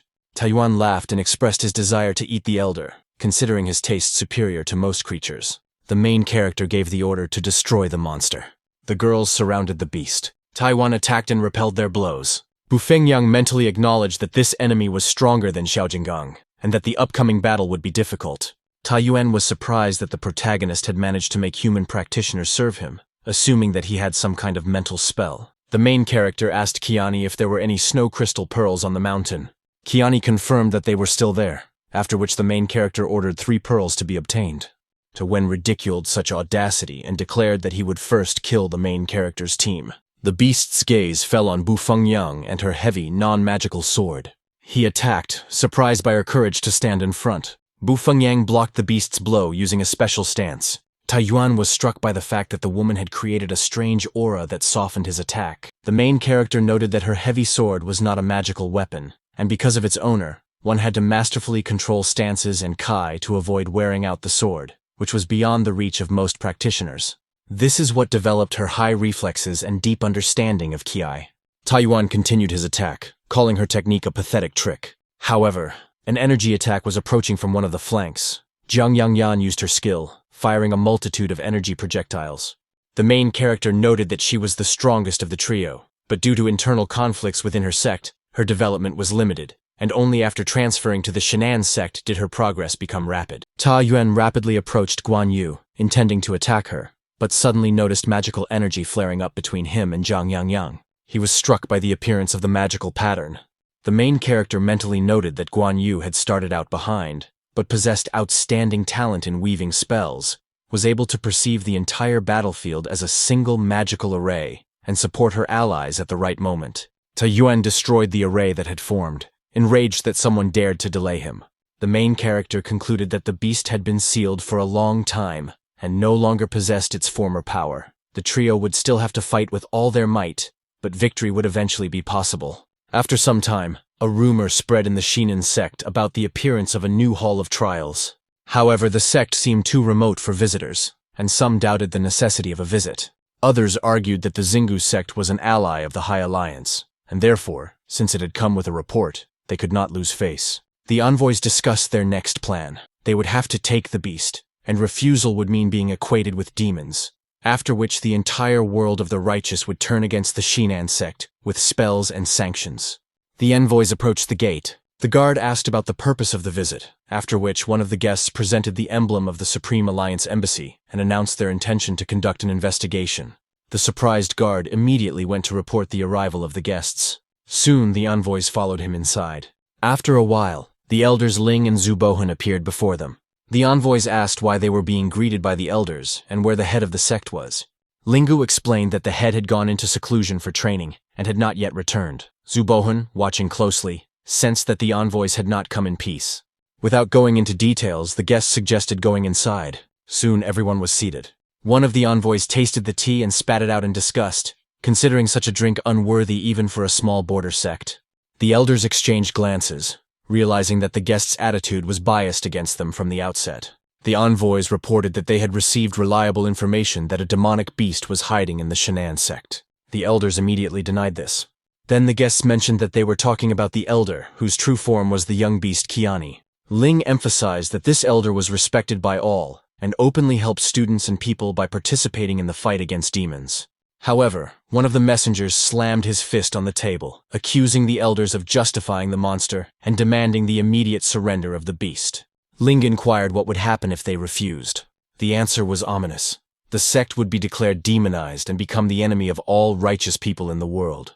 This threat shocked the elders. Another envoy reminded them that the Supreme Union united all the forces of light in the world, and the 9th rank of the Shan'an sect was insignificant compared to their power. Meanwhile, Bu Fengyang, Jiang Yangyang, and Guan Yu were exhausted from the long battle. Ta Yuan was also exhausted. Qiani could not understand how the 3 young practitioners were able to defeat the demonic beast. The main character noticed the body of the bear general lying nearby. At that moment, a circle of magical energy appeared around the girls. Ta Yuan was stunned, assuming that he was witnessing a demonic spell. The system window warned of a major epic quest, the goal of which was to prevent the apocalypse of the world. The second phase required the main character to investigate a demonic conspiracy. He had to gather information about the demons' plans and reveal their true intentions. Ta Yuan realized that he had been drawn into another one of these games. The main character mentally noted that the beast was unaware of its own trap. His shock intensified when he heard someone else laughing. Someone hiding in the shadows reported double luck. The plan was to lure one demonic beast out with the help of the bear general, but in the end, another one appeared. The main character saw people approaching and wondered if they were demons, since there were no such characters in the game's plot. Ta Yuan wondered what game they were talking about. The main character cleared his throat and told him not to pay attention to the details. Bu Fengyang mentally noted that she felt as if she had seen them before. He asked what she meant. She replied that she wasn't sure if it was the same person, but there had been a guy dressed the same way on the hill earlier, but he had disappeared so quickly that she thought she had imagined it. The main character asked when that had happened. Buang replied that she would think about it. It was the night before she first met him. The next morning, Elder Fan said he had caught the spirit beast, and explained that it needed to be watched closely.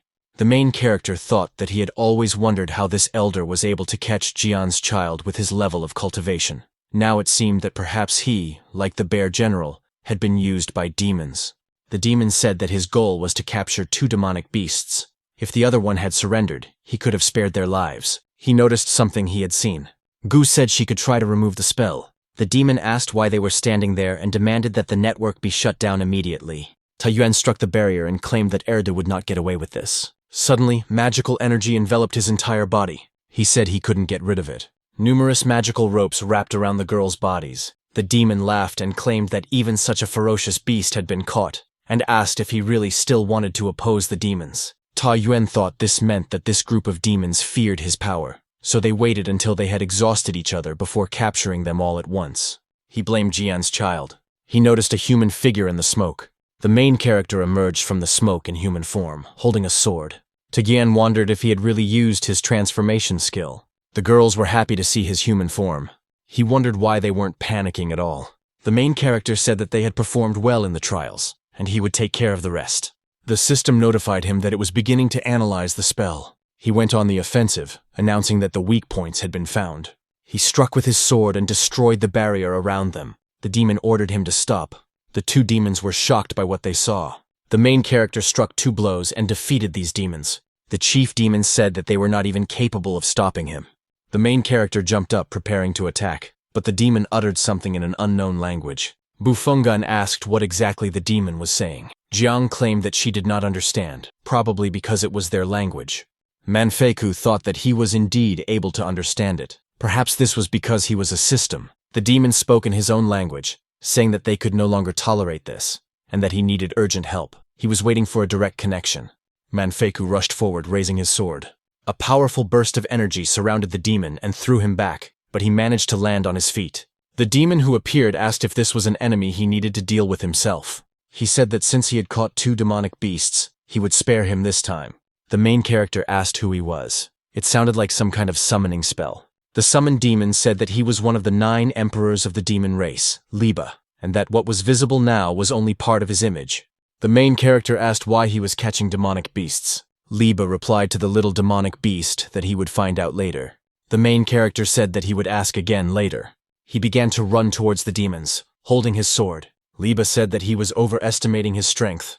The main character pierced the hand of the demon who had summoned him, and this wound was reflected on Liba. They remained in this position for some time. Liba screamed loudly in pain and asked how he managed to hurt him.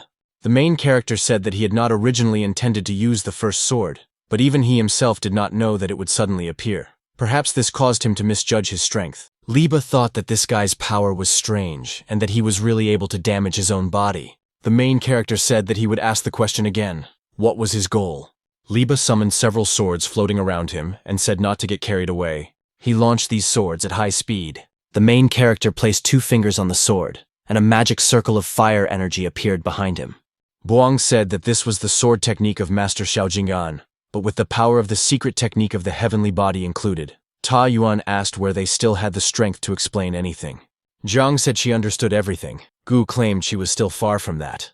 Ta Yuan said that they were too friendly. Strong magical energy began to burst out of the circle. This attack greatly surprised Liba. Manfeiku said that this blow could even kill him. However, the task remained unchanged. Liba replied that it was impossible and asked how he could lose to the scum of the human world. His energy turned red, and he insisted that it was absolutely impossible. The demon who summoned him was in great pain and clutched his head. The main character asked what this guy was going to do. Liba uttered a spell in his language, to create his body from someone else's flesh and blood, from someone else's soul, to open the way for him. Tiyu began to scream in pain. After this spell, his eyes began to emit a red light. Liba's body became transparent, but red energy gathered inside. Suddenly, someone's body was torn to pieces. A huge magical funnel appeared above the dome. Lib's body appeared from this funnel. The main character used a magic circle and released streams of his energy. Liba struck with his sword and cut through the streams of energy. Zhang Yang believed that the elder's attack had been blocked. Liba said that an unprepared descent could only reach this level, and he felt at least half as weak as his true strength. Bu Fenggang asked if demons were really that powerful. The main character released his energy, which struck the enemy's face. He said they didn't need to worry because he was there. Liba wondered how he managed to hit him. The main character reflected that he was surprised that he did not die after being struck by the sword. It seemed that this guy was unable to appear directly in the human world, so the demonic beast was probably some kind of necessary means of transportation in the human world. The system window said that he had collected one of the 4 pieces of information about the demon's plans. The main character understood that he would have to analyze the information himself. The main character jumped back and began to gather energy in his sword. Zhang Yang claimed that this level of combat surpassed that of most top-class masters. Liba repeatedly said that he refused to believe what was happening. Suddenly, the barrier he had created began to crumble. Luan began to break free from this barrier. Liba thought he was too busy fighting and forgot to control the spell. He turned around and noticed a rapid stream of energy approaching him. After this attack, there was a very powerful explosion. Bufenin said that the spell was not working. Zhang Yang asked if the demon was dead. The main character said that wasn't true, it had escaped. Meanwhile, in the demonic world, Liba began coughing up blood in his real body. He asked where such a creature could exist in the human world. The main character said that the storyline had suddenly begun to change, perhaps because of his intervention, or for some other reason. Yuan asked what this thing was. They noticed a large demonic seed on his body. He asked what a demonic seed was. Zhang Yang claimed that it was a sign of demonic infection, capable of causing demonization. Yuan raised his hand and said he would not let that happen. He swung his arm to strike the spot where the demonic seed was located. The main character blocked his blow and said that he should not touch the demonic seed, that he would take care of it himself. After a while, he laughed and claimed that the reward for such a large seed was simply off the charts. Yin said that he never thought that he would save him, but now he was afraid that he didn't have long to live. The girl had to approach him. Bufengang wondered if he was really talking to her. Yin claimed that her sword would soon be destroyed, and he would die soon anyway, so why not give him one last gift? He concentrated his energy, used a very powerful spell, and released a huge amount of energy. After that, Bufang's sword changed, becoming similar to him. Jiang Yang said that it was amazing. The beast had turned into a sword that must have at least a heavenly rank. The main character crossed his arms and said that it was of the earthly rank. However, the sword could increase its rank by absorbing other treasures. The system window said that the sword's name was Ta Yuan. Its rank was earthly, and its ability to absorb treasures increased its own rank. Zhang Yang claimed that this was even better, and that in the future, this sword might even be able to reach the 3 highest ranks. The main character asked if it could hear him. The girls were surprised by what he said. They stood motionless, waiting for a reaction.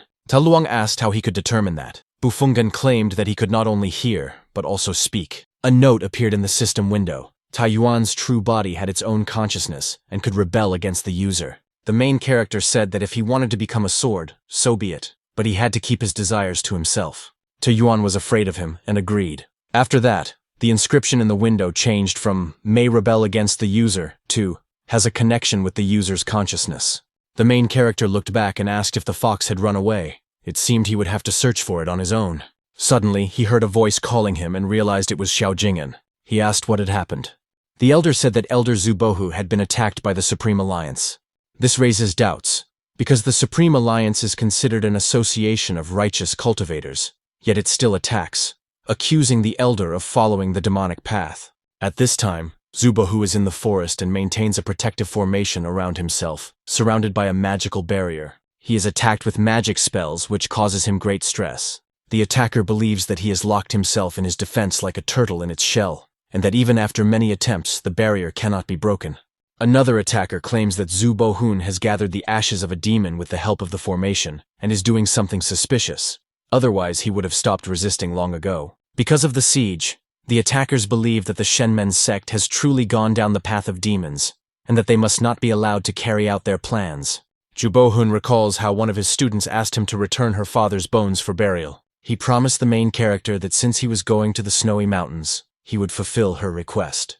Later, a city guard informed him that the bodies of the demonized refugees had been burned in a forest south of the city.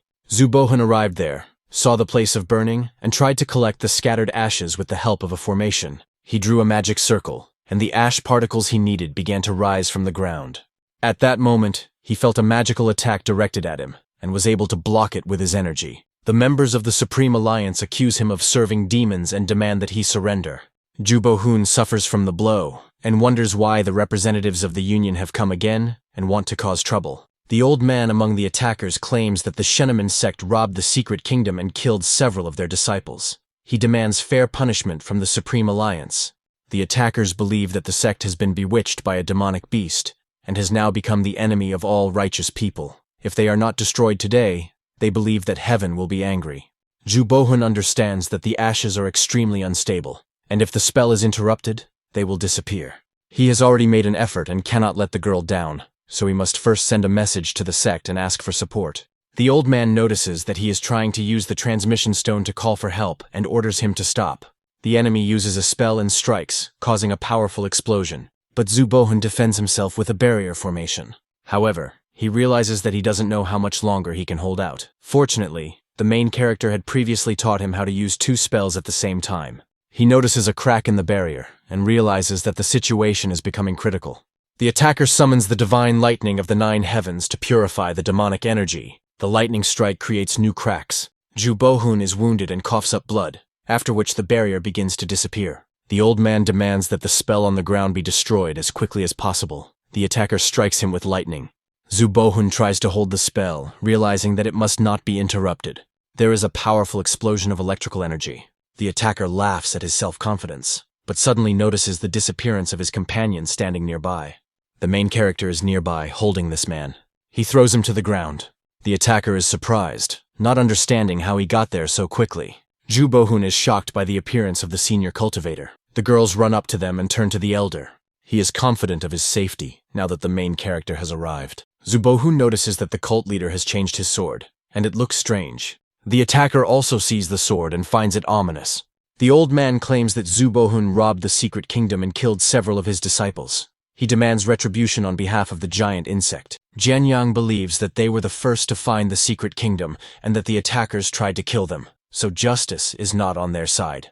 The enemy begins to think that the leader of the Xingu sect's disciples stood up for the demonic beast and wonders if she was under its influence. The old man demands proof and declares that without it, it cannot be claimed that it was his disciples who tried to kill the others, because in that case, it was his disciples who died at their hands.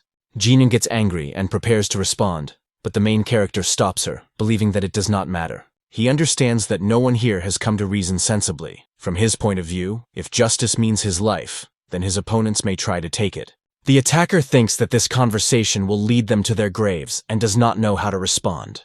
He tells the demonic beast that it is strong, but for every mountain there is a higher mountain, and it cannot oppose all righteousness at once. The main character questions the very distinction between good and evil, believing that decisions are determined solely by a person's own choices. His opponent argues that this is impossible, because justice is determined by the eyes of others. The main character addresses his people, wanting to show them that such people consider themselves the voice of the whole world. He warns them not to follow their example, otherwise divine punishment will befall them. Everyone standing next to him agrees. He asks how the collection of ashes is going. Zhu Bohun is surprised but reports that everything is ready. The main character decides that, since that is the case, it is time for them to return. Jianyang is surprised, as she expected conflict between the elder and the Supreme Union, and came with the intention of reconciling the parties, but did not expect the main character to remain inactive. The enemy demands to stop, not daring to say it out loud, and silently resents what is happening. Those present believe that the little demonic beast is too insolent, allowing himself to speak to them in this way. They are convinced that he will not dare to leave, and that they are capable of fighting him for 300 rounds for the sake of justice. When the main character and the others leave, the people continue to watch silently. After they leave, everyone breathes a sigh of relief. One of them asks the others if they really did not feel the pressure of the demonic beast, because it was so overwhelming that he could hardly breathe.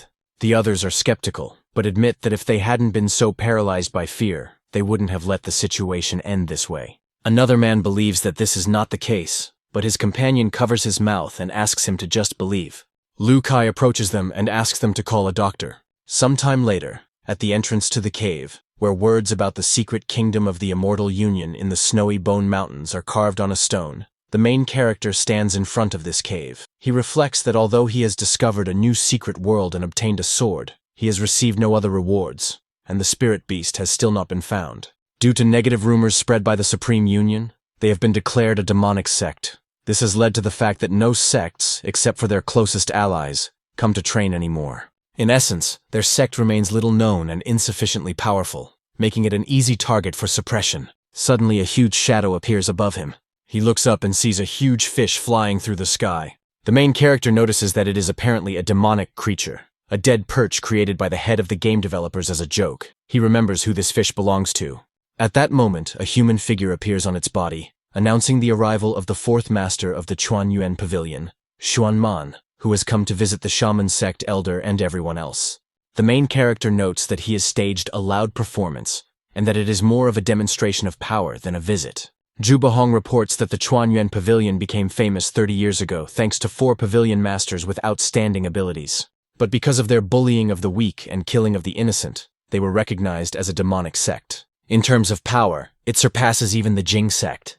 The white-haired man jumps a great distance and lands in front of them, surprising the guards at the entrance. Xiao Jinggang approaches him, bows, and asks the reason for his visit. Xuanman explains that he has heard of the outstanding hermit of the Shenmen sect and wishes to meet him, expressing his respect and hoping to hear his teachings.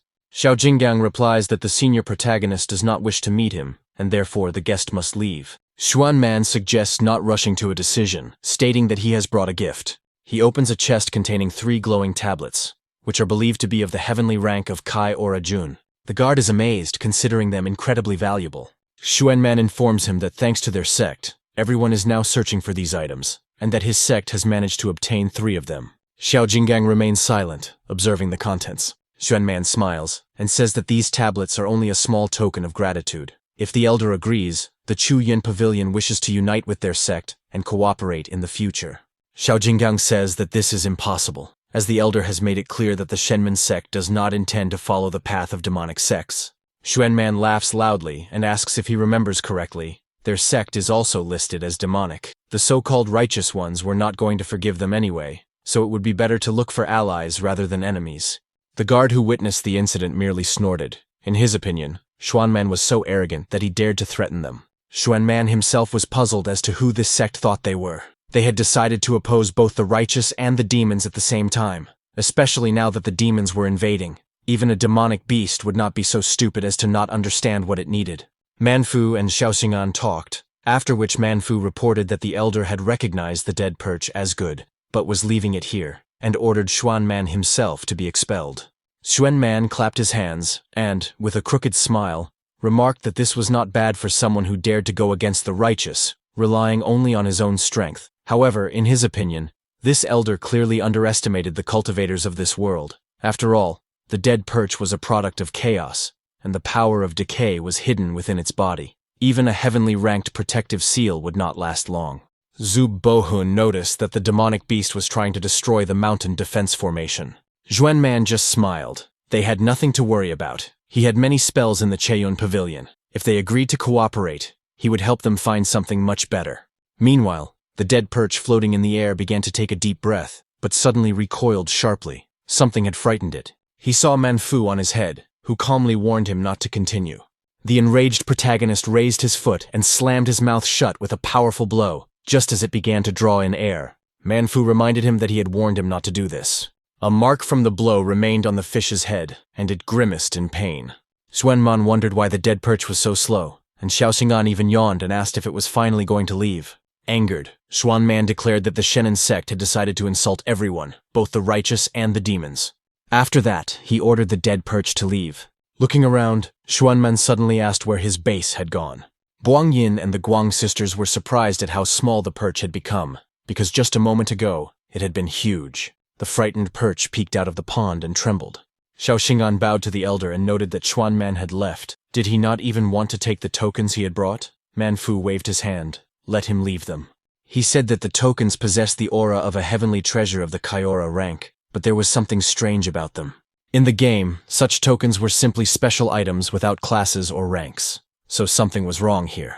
As he left, Xuanman grumbled that the people of the Shen'en sect had no honor. They dared to deprive him of his dead perch. Fortunately, they forgot about the 3 tokens. Sooner or later, they would see these tokens end up in his Chuan Pavilion, and then they would regret it. Xinjian asked when this pond had appeared. Lingyu replied that he did not know for sure, but it was probably a manifestation of the elder's divine power. It may look ordinary, but it definitely hides a secret. A notification appeared in the system window about receiving the achievement, The One Who Does Good and Evil.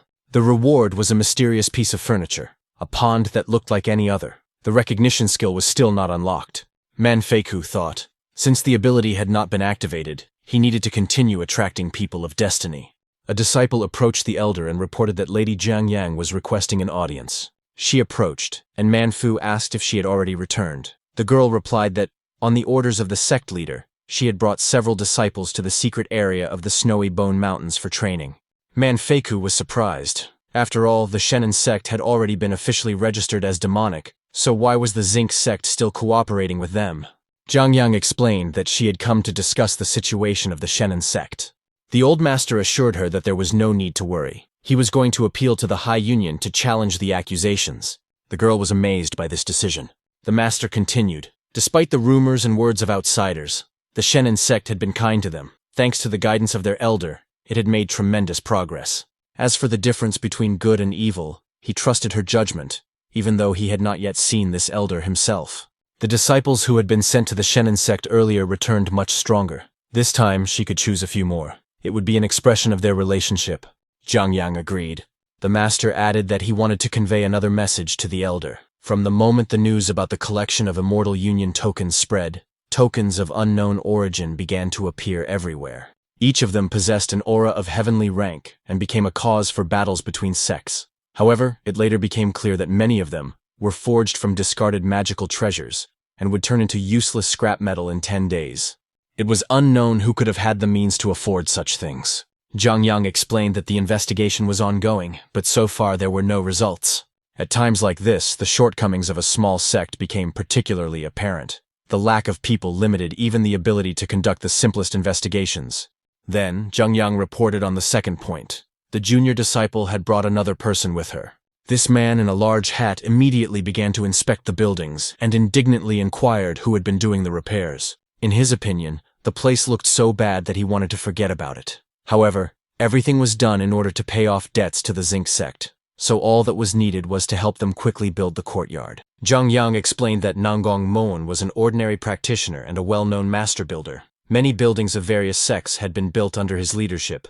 Zhu Bohun noted that he had already heard of him. The masters considered him eccentric, unpredictable, and extremely expensive. Zhang Yang assured him that there was nothing to worry about. This time he had come mainly to build the elder's residence, and the Jinku sect had covered the expenses. Soon, a stream of spiritual energy appeared next to Manfeiku, and the elder expressed his gratitude to their sect for their friendship. Zhang Yang replied that he was too polite. Master Nanggong Moen was examining the surroundings, so they had to wait a little while. After a while, Zhang Yang and Bu Yin encountered the master walking towards them. After examining the area, Nanggong Moen declared that the land in this place was extremely inconvenient, and most importantly, there was absolutely nothing to eat here. Judging by his tone, it was already clear to him that the final cost of the work would have to be doubled. Zhang Yang just thought that food was the most important thing for this man, so coming to such a remote place clearly annoyed him. The main thing was that he didn't offend the elder. Later, Zhang Yang introduced the master to the elder. Inspecting the place, Nanggong Moen noted that the elder's residence was full of spiritual energy and was secluded, away from the other buildings of the sect. This was rare in Linyang Chizhu. Manfeiku warmly invited everyone to have a snack and take a break. The mention of food instantly caught the master's attention, but if it was just simple food, his interest waned. At that moment, Guanling brought a small box. When the master opened it, he was greatly surprised by what he saw. Inside was an icy treat. The girls took one each and admired how beautiful it looked. Nanggong Moen carefully examined the white mass, mentally noting that it was transparent, smooth, and looked extremely appetizing. After tasting it, he noticed that the taste was similar to ordinary ice, but the milky and fruity notes made it much more interesting. Manfeiku explained that it was called ice cream. Thanks to the sweet water from the pond and the presence of snow-capped mountains where ice could be obtained, it was possible to prepare several different flavors for everyone to enjoy. Nanggong Moen, being a true gourmet, recalled how many sects had tried to invite him, offering spiritual fruits, the water of immortals, and other rarities. Ice cream, although curious, remained for him just a delicious but ordinary product. Taluan asked for another serving, which greatly surprised the master. The sword also ate ice cream. The elder gently remarked that it would be nice to leave some for others. Taluan agreed and assured him that he would only eat the last one. The master mentally noted that the Shenan sect was an extremely strange place. Perhaps it would be worth staying here for a couple more days to try this unusual treat again. That same evening, a strange energy appeared in the air near the sect. Someone asked loudly what was going on. Ling noted that he could feel it too. Zhang Yang said that something unusual was happening with her own cultivation level. Bu Yin also felt it, and together they noticed that their power had suddenly diminished. Zhang Yang suggested looking at the sky. It seemed to have changed. Bu Feinin asked in surprise if this was a bad sign. At that moment, the elder came out of her room and asked why the disciples were not practicing. When Bu Fenin explained that their cultivation levels had dropped, the elder was puzzled. She hadn't sensed anything at all. Meanwhile, Nanggong Moan was sleeping in his room, but suddenly woke up from a sharp pain in his chest. He remembered the old man's warnings. By consuming countless immortal and exotic treasures, the master had overloaded his body. Despite his high level of cultivation, his foundation remained unstable. Now, it was making itself felt. He called Dr. Sun and asked if it was life-threatening. The doctor replied that the aura in his body was mixed up, but at the same time, a fragile harmony had emerged between the forces. Now he had to be extremely careful. However, Nanggong Moan felt that everything was spiraling out of control. His energy was rushing around inside his body, preventing him from even making a sound. A disturbing thought flashed through his mind. Could he really die in this wilderness? At that moment, a new aura began to form in his body. He felt a slight chill, which made him think that it might be because of the ice cream he had eaten during the day. The two auras that had been in his body before began to be drawn to the newly formed one. They merge, and the main character feels as if part of his own aura has disappeared. A doubt arises. Could this be related to the ice cream? Later, early in the morning, while walking around the estate, it becomes clear that almost the entire aura has disappeared, although the sea of qi inside remains cold. The assumption arises that this seemingly ordinary ice cream hides some kind of secret. The night passes in great discomfort, sleep does not come, and finally there is an opportunity to learn the truth from the elder. Before entering the house, the main character is surprised by what he sees. Several people approach the building, and Guanlin opens the door, announcing that the elder has awakened and is receiving everyone. The visitors enter and see Meng Fu sitting on a chair. Bu Fan Yan tells him about what happened last night. An unusual sign appeared in the sky, and the cultivation levels of many people suddenly decreased. The younger generation does not understand anything, so everyone has come for explanations. The young man thinks intently. If it was a heavenly illusion, could it have been caused by the chaotic flow of aura in his body? Meng Fu replies that he knows about it in general terms, which surprises those around him. He points to a stone pillar and says that the four of them should approach different sides of it and place their palms on the swirling pattern. When they do so, magical energy flares up from the pillar, and a shining symbol appears above Bu Fan's head, the number 37. The girl is surprised, but Meng Fu explains that this is her level, and it's not bad at all. He reflects on the fact that during the night, he received a notification from the system in his dream. A new phase has begun, and new information has become available. Meng Fu then explains that the laws of heaven and earth have changed, and the old way of determining cultivation levels no longer works. Now the spiritual pillar will show the level according to the new rules, starting from level 1. Every 10th level is considered a step, and mortals are considered level 0. Jin Yong asks about the maximum level, and Meng Fu replies that there is no upper limit yet. The young man is amazed. Could the elder really control the changes of the heavenly Tao and possess such a strange treasure? It seems that Yang Yan was right. The elder's origins are much deeper than we imagined. Even yesterday's simple ice cream could turn out to be a precious artifact. It is only thanks to the elder's protection that he is standing here. He falls to one knee and expresses his gratitude for his saved life, then asks to be accepted into the Shinneman sect. Yang Yan is surprised. Master Nanggong Mo Jiang also wants to join their sect. The elder once again behaves as if he is unaware of it, winning the trust of those around him. Meng Fu laughs and approves. He still doesn't understand when exactly he saved the young man. At that moment, Yang Yan receives a mental message. She is urgently summoned back to the sect. Probably something important has happened there. She explains the situation to the elder and hurries away. Sometime later, in the Jin sect, the master announces that he has received news from the Supreme Union. The reason for the decline in cultivation levels was a change in the rules of the heavenly Tao. The elder asks why the union is so sure of this. The master replies that on the night of the heavenly vision, the 3 leading sects experienced a miracle. A revelation appeared that explained everything. The elder is amazed. Worthy first-class sects truly receive the favor of heaven. They are shown a new miracle, a stone pillar capable of determining the levels of cultivators. The text of the revelation is strange and understandable only to those who have seen the phenomenon with their own eyes. The master believes that the heavenly Tao is deliberately forcing the 3 great sects to establish New World rules. Later, perhaps, the sects will be allowed to admit students from other schools to the test, but there will be few places, and the conditions will be difficult. The elder concludes that joining a first-class sect is in itself proof of strength, and the miracle pillar will make their influence even greater. Yang bows to his mentors and assures them that he will train hard and not allow valuable places to fall into unworthy hands. The other students also bowed, expressing their willingness to train hard and not let the valuable spots fall into the wrong hands. The elder noted that Yang was often absent from the sect, and Yun gradually became the leader of the disciples. It seems that he will soon take his rightful position for good. The mentor turned to Yan, wanting to know her opinion. The girl asked if she could ask whether the stone pillar was square, whether it had a spiral pattern, and whether text appeared when she placed her palm on it. The mentor confirmed that this was the case, and was surprised at how she knew this. It turned out that the image he had seen in the Supreme Union did indeed match this pillar. Yan reported that there was a similar stone pillar in the Shen'an sect. This caused great surprise among those present. She added that Elder Meng Fu called the new level of cultivation a spiritual level, and thanks to him she was able to experience it herself. The mentor asked about the results of her test. Yun replied that he had achieved an outstanding result, and the elder called it a rarity among his peers. The mentor laughed, noting that this was to be expected from the sect's chief disciple, and the other disciples immediately became jealous. The mentor then asked if he could meet Meng Fu, and if the elder would allow it, he would like to visit the Shen'an sect. After a while, the disciples were told they could sit down. Bu Fangyan also sat down. Ling felt like everything that was happening was like a dream. The head of the Jingzhu sect had come in person. Zhuge Hong thought that everyone should act confidently so as not to disgrace their senior.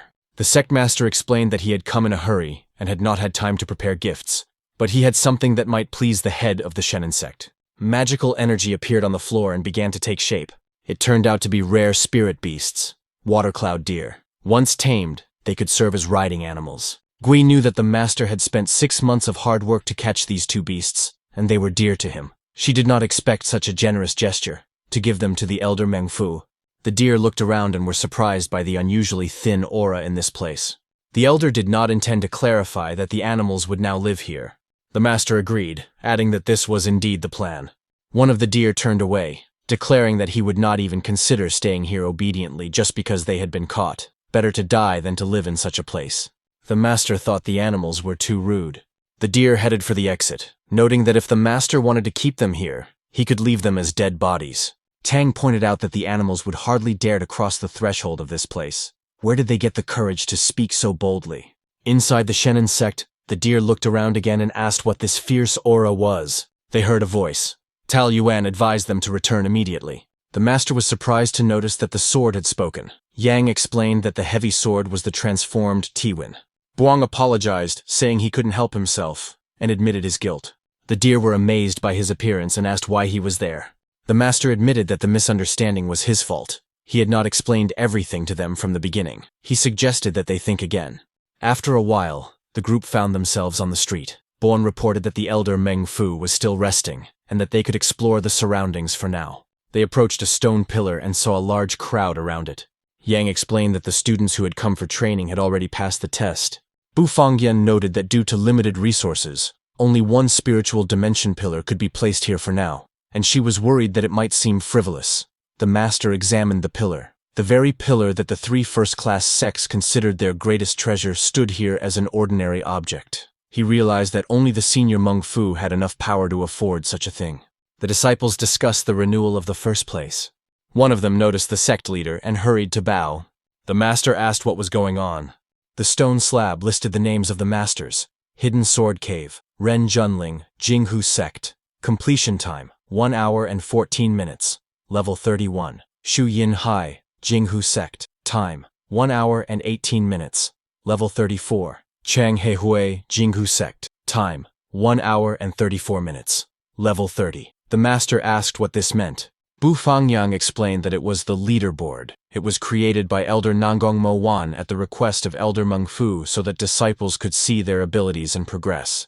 The master was surprised, remembering that Nangong Mo Wan was the very person who never sought to communicate with those around him, and now he wanted to become an elder. A crowd of people gathered in front of the small building, waiting for their turn. Some wanted to take the test again. The master looked at the board and thought that no matter how strong a person was, there would always be someone who surpassed him. The true essence of the path of cultivation lies in constantly overcoming oneself. Elder Meng Fu strives to convey this idea to all practitioners. He laughed, because the main character was truly worthy of being called an elder. He laughed, recalling that as soon as the competition began, the frequency of visits to the secret room increased dramatically. This annoyed him. The gacha system seemed to deliberately give him nothing useful, even though he had earned a lot of coins. and in the end, he only received tons of herbs and materials. He did not understand why, being essentially the system itself, he was so unlucky. On that day, a master from the Jingzhou sect was supposed to visit him. Guanling reported that the master had only stopped at the door for a moment, remembered some important business, apologized, and then left. Later, the master flew in on a luxurious chair, reminding himself of Yang's words that this was the elder's mansion, and it was better to wait here for a while, allowing the master to prepare. Meanwhile, Meng Fu expressed his anger, which surprised everyone. He had never shouted so loudly before. Yang noted that if something could anger the elder, it must be important. The mentor decided to return later, leaving everything as it was so as not to aggravate the situation. Suddenly, a loud cry for help rang out in the air. A crowd gathered around a trembling young man. His clothes and surroundings gave him away as a member of the insect-like Chu sect. Under the mask, one of the people asked who he was and how he dared to support the Order of the Immortal Union, deceiving all practitioners. It turned out that the recently made fake token belonged to this young man. He wanted to attract the attention of the senior member of the Shenin sect, but did not expect it to cause such a commotion. The masked man said that the 4 grandmasters had promised a reward for his safe return. The elder intervened, releasing several magical waves that knocked the masked man dead. The young man was stunned and did not immediately understand what was happening. The elder explained that the young man had nothing to fear. He was from the Jingzhou sect, which was closely associated with Shenan. Realizing this, the young man agreed to join Shenan. The elder accompanied him to the entrance of the sect and wished him luck. He noted that the young man was skilled enough to forge a token of the Order of the Immortal Union and, with luck, could become a disciple of the sect. The young man realized that he had accidentally gotten involved in the game, and now it was too late to run away. Later, someone noticed that the red-haired young man had created a heaven-class magic weapon on his first try, an outstanding talent.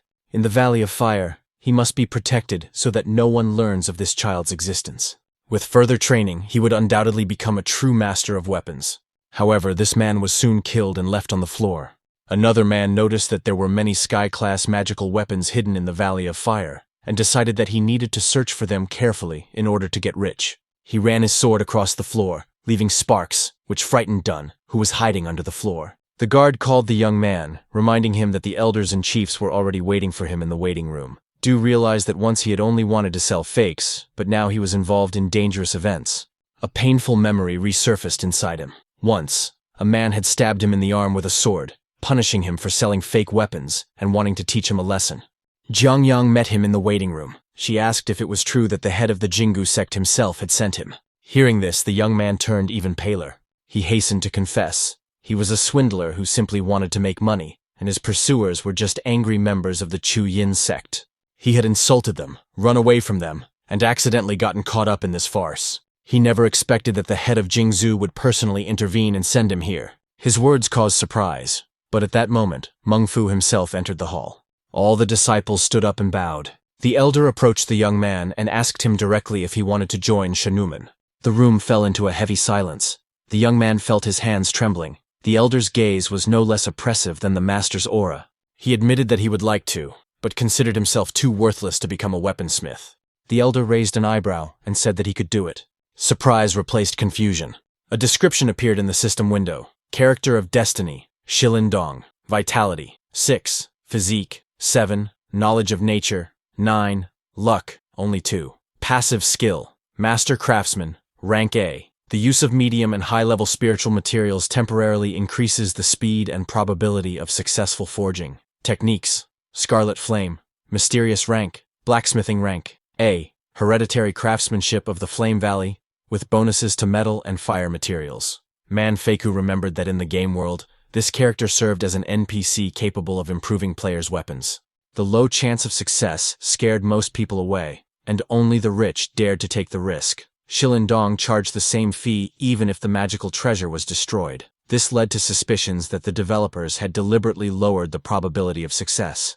Now it became clear. The problem really was the 2 points of luck, but at the same time, the character had a powerful skill that could give weapons impressive effects. Man Feiku noted that Dong's products looked decent, but had no real combat value. After that, the elder returned to the main question and waited for an answer. Shilin Dong tried to find the right words, but was forced to admit that he needed time to think. A heavy silence fell over the room, and the eyes of those present turned to him. Their thoughts returned to one thing, The Shenyang sect had made enemies among both the righteous clans and the demonic ones, and getting caught up in this maelstrom seemed frightening. Man Feiku calmly explained that he was in no hurry. If joining was not yet possible, he would like to ask Dong for help with one task. The surprise made Dong wary. Why did the elder turn to him specifically? In the Zen sect, the master lamented that the trip had not gone as well as he would have liked. In addition, he had not been able to personally express his respect to the elder Man Fu. At that moment, a man entered the hall and called the master Bald Huan. The master looked up and saw the newcomer. It was Hui Wukan, the head of the Jinggang sect. The master noted to himself that both sects belonged to the third rank and even had similar names. For many years, there had been a hidden rivalry between them, which did not cross certain boundaries but was felt by everyone. Hui Wukan asked if the master had heard the latest news. The thought flashed through his mind. Since this man had come himself, nothing good could be expected. Hui Wukan reported that 3 first-class sects were preparing to hold a large-scale competition and invite young disciples from all sects to participate. If any of them were lucky enough to pass the preliminary selection, they would have a chance to test their development by receiving a gift from above. And those who reach the very top will be able to obtain heavenly treasures. The master was surprised and asked if this was true. Hui Wukan confidently replied that, as far as he knew, he had good relations with the 3 great sects. A few days ago, their chief disciple was specifically asked to take the test. The result was 42 points. After these words, Hui Wukan asked if the master understood what this meant. The master frowned and asked what he meant. Hui Wukan explained that even in the 3 great clans, there were very few who could achieve such a result. During the sect's tests, they discussed those who were able to exceed the threshold of 40 points. It was believed that the highest score was 46, and belonged to the heir of one of the 3 great clans, Yushin. However, the master was certain. Gianyang's cultivation level had reached 48. The master's thoughts were interrupted by Hui Wukan, who remarked with dissatisfaction that the master was too surprised by the success of his students, even though the school was still strong. He sarcastically suggested that the master send his disciples to study in other sects, as if forgetting that the great clans avoided the master after his open support for the Shenan sect, and would not allow them to take the test early. After a while, the return of the disciples was announced in the square of the Jingzhou sect. Gianyang ordered the others to rest, while she herself went to the master. Hui Wukan immediately noticed that the master looked distracted. The master was surprised by these words, but immediately assumed that Hui Wukan was simply jealous. Hui Wukan himself did not know how to respond to such jibes, and the master only smiled strangely. Gianyang approached them, greeted the master, and noticed the elder nearby. The elder immediately grumbled that the apprentice had not even bowed properly, and asked what kind of treasure she was clutching to her chest. The girl relayed the words of the elder Mang Fu. Last time he left in a hurry without having time to talk to the master, so now he had sent a special gift. The master asked excitedly if it was really a gift from Mang Fu. When the chest was opened, the master saw the highest black card inside. Hui Wukan immediately sensed the aura of a heavenly treasure emanating from it. Gianyang delivered a message. In the future, the Jingzhou sect would become the main VIP client of the Shenan sect, and all expenses on the card would be free. The master was amazed by such generosity. Although Senior Mang Fu said that the card was just a sign of high status and had no practical power, the master understood perfectly well the true value of the heavenly artifact created by the mysterious master blacksmith. Hui Wukan noticed the inscription in the corner of the card, the same one he had seen on the previous gift from above. The master confirmed that, in addition to the 3 great sects, Shenan also received gifts from above. The first group of disciples had already verified this, and the second group would follow. When Hui Wukan learned that Gianyang had successfully passed the test, and her level was indeed 48, the news hit his pride. The master teased his old friend again, saying that he looked lost with envy. Hui Wukan only grew more sullen, though he tried to keep a straight face. The conversation imperceptibly turned into the usual bickering. Hui Wukan admitted that he would like to meet Mang Fu, and hoped that the master would put in a good word for him. The master just waved it off. Their student knew the elder much better. The old man immediately turned to Gianyang, and immediately suggested that he be called uncle. This enraged the master. He couldn't believe that his friend was improving his language skills, rather than his cultivation. Despite Mang Fu's kindness and the privileges bestowed upon the sect, the master understood that even generous gifts did not negate the need for the Shenan sect to earn a living. He allowed himself a final smirk as he watched the old man struggle before receiving the help he desired.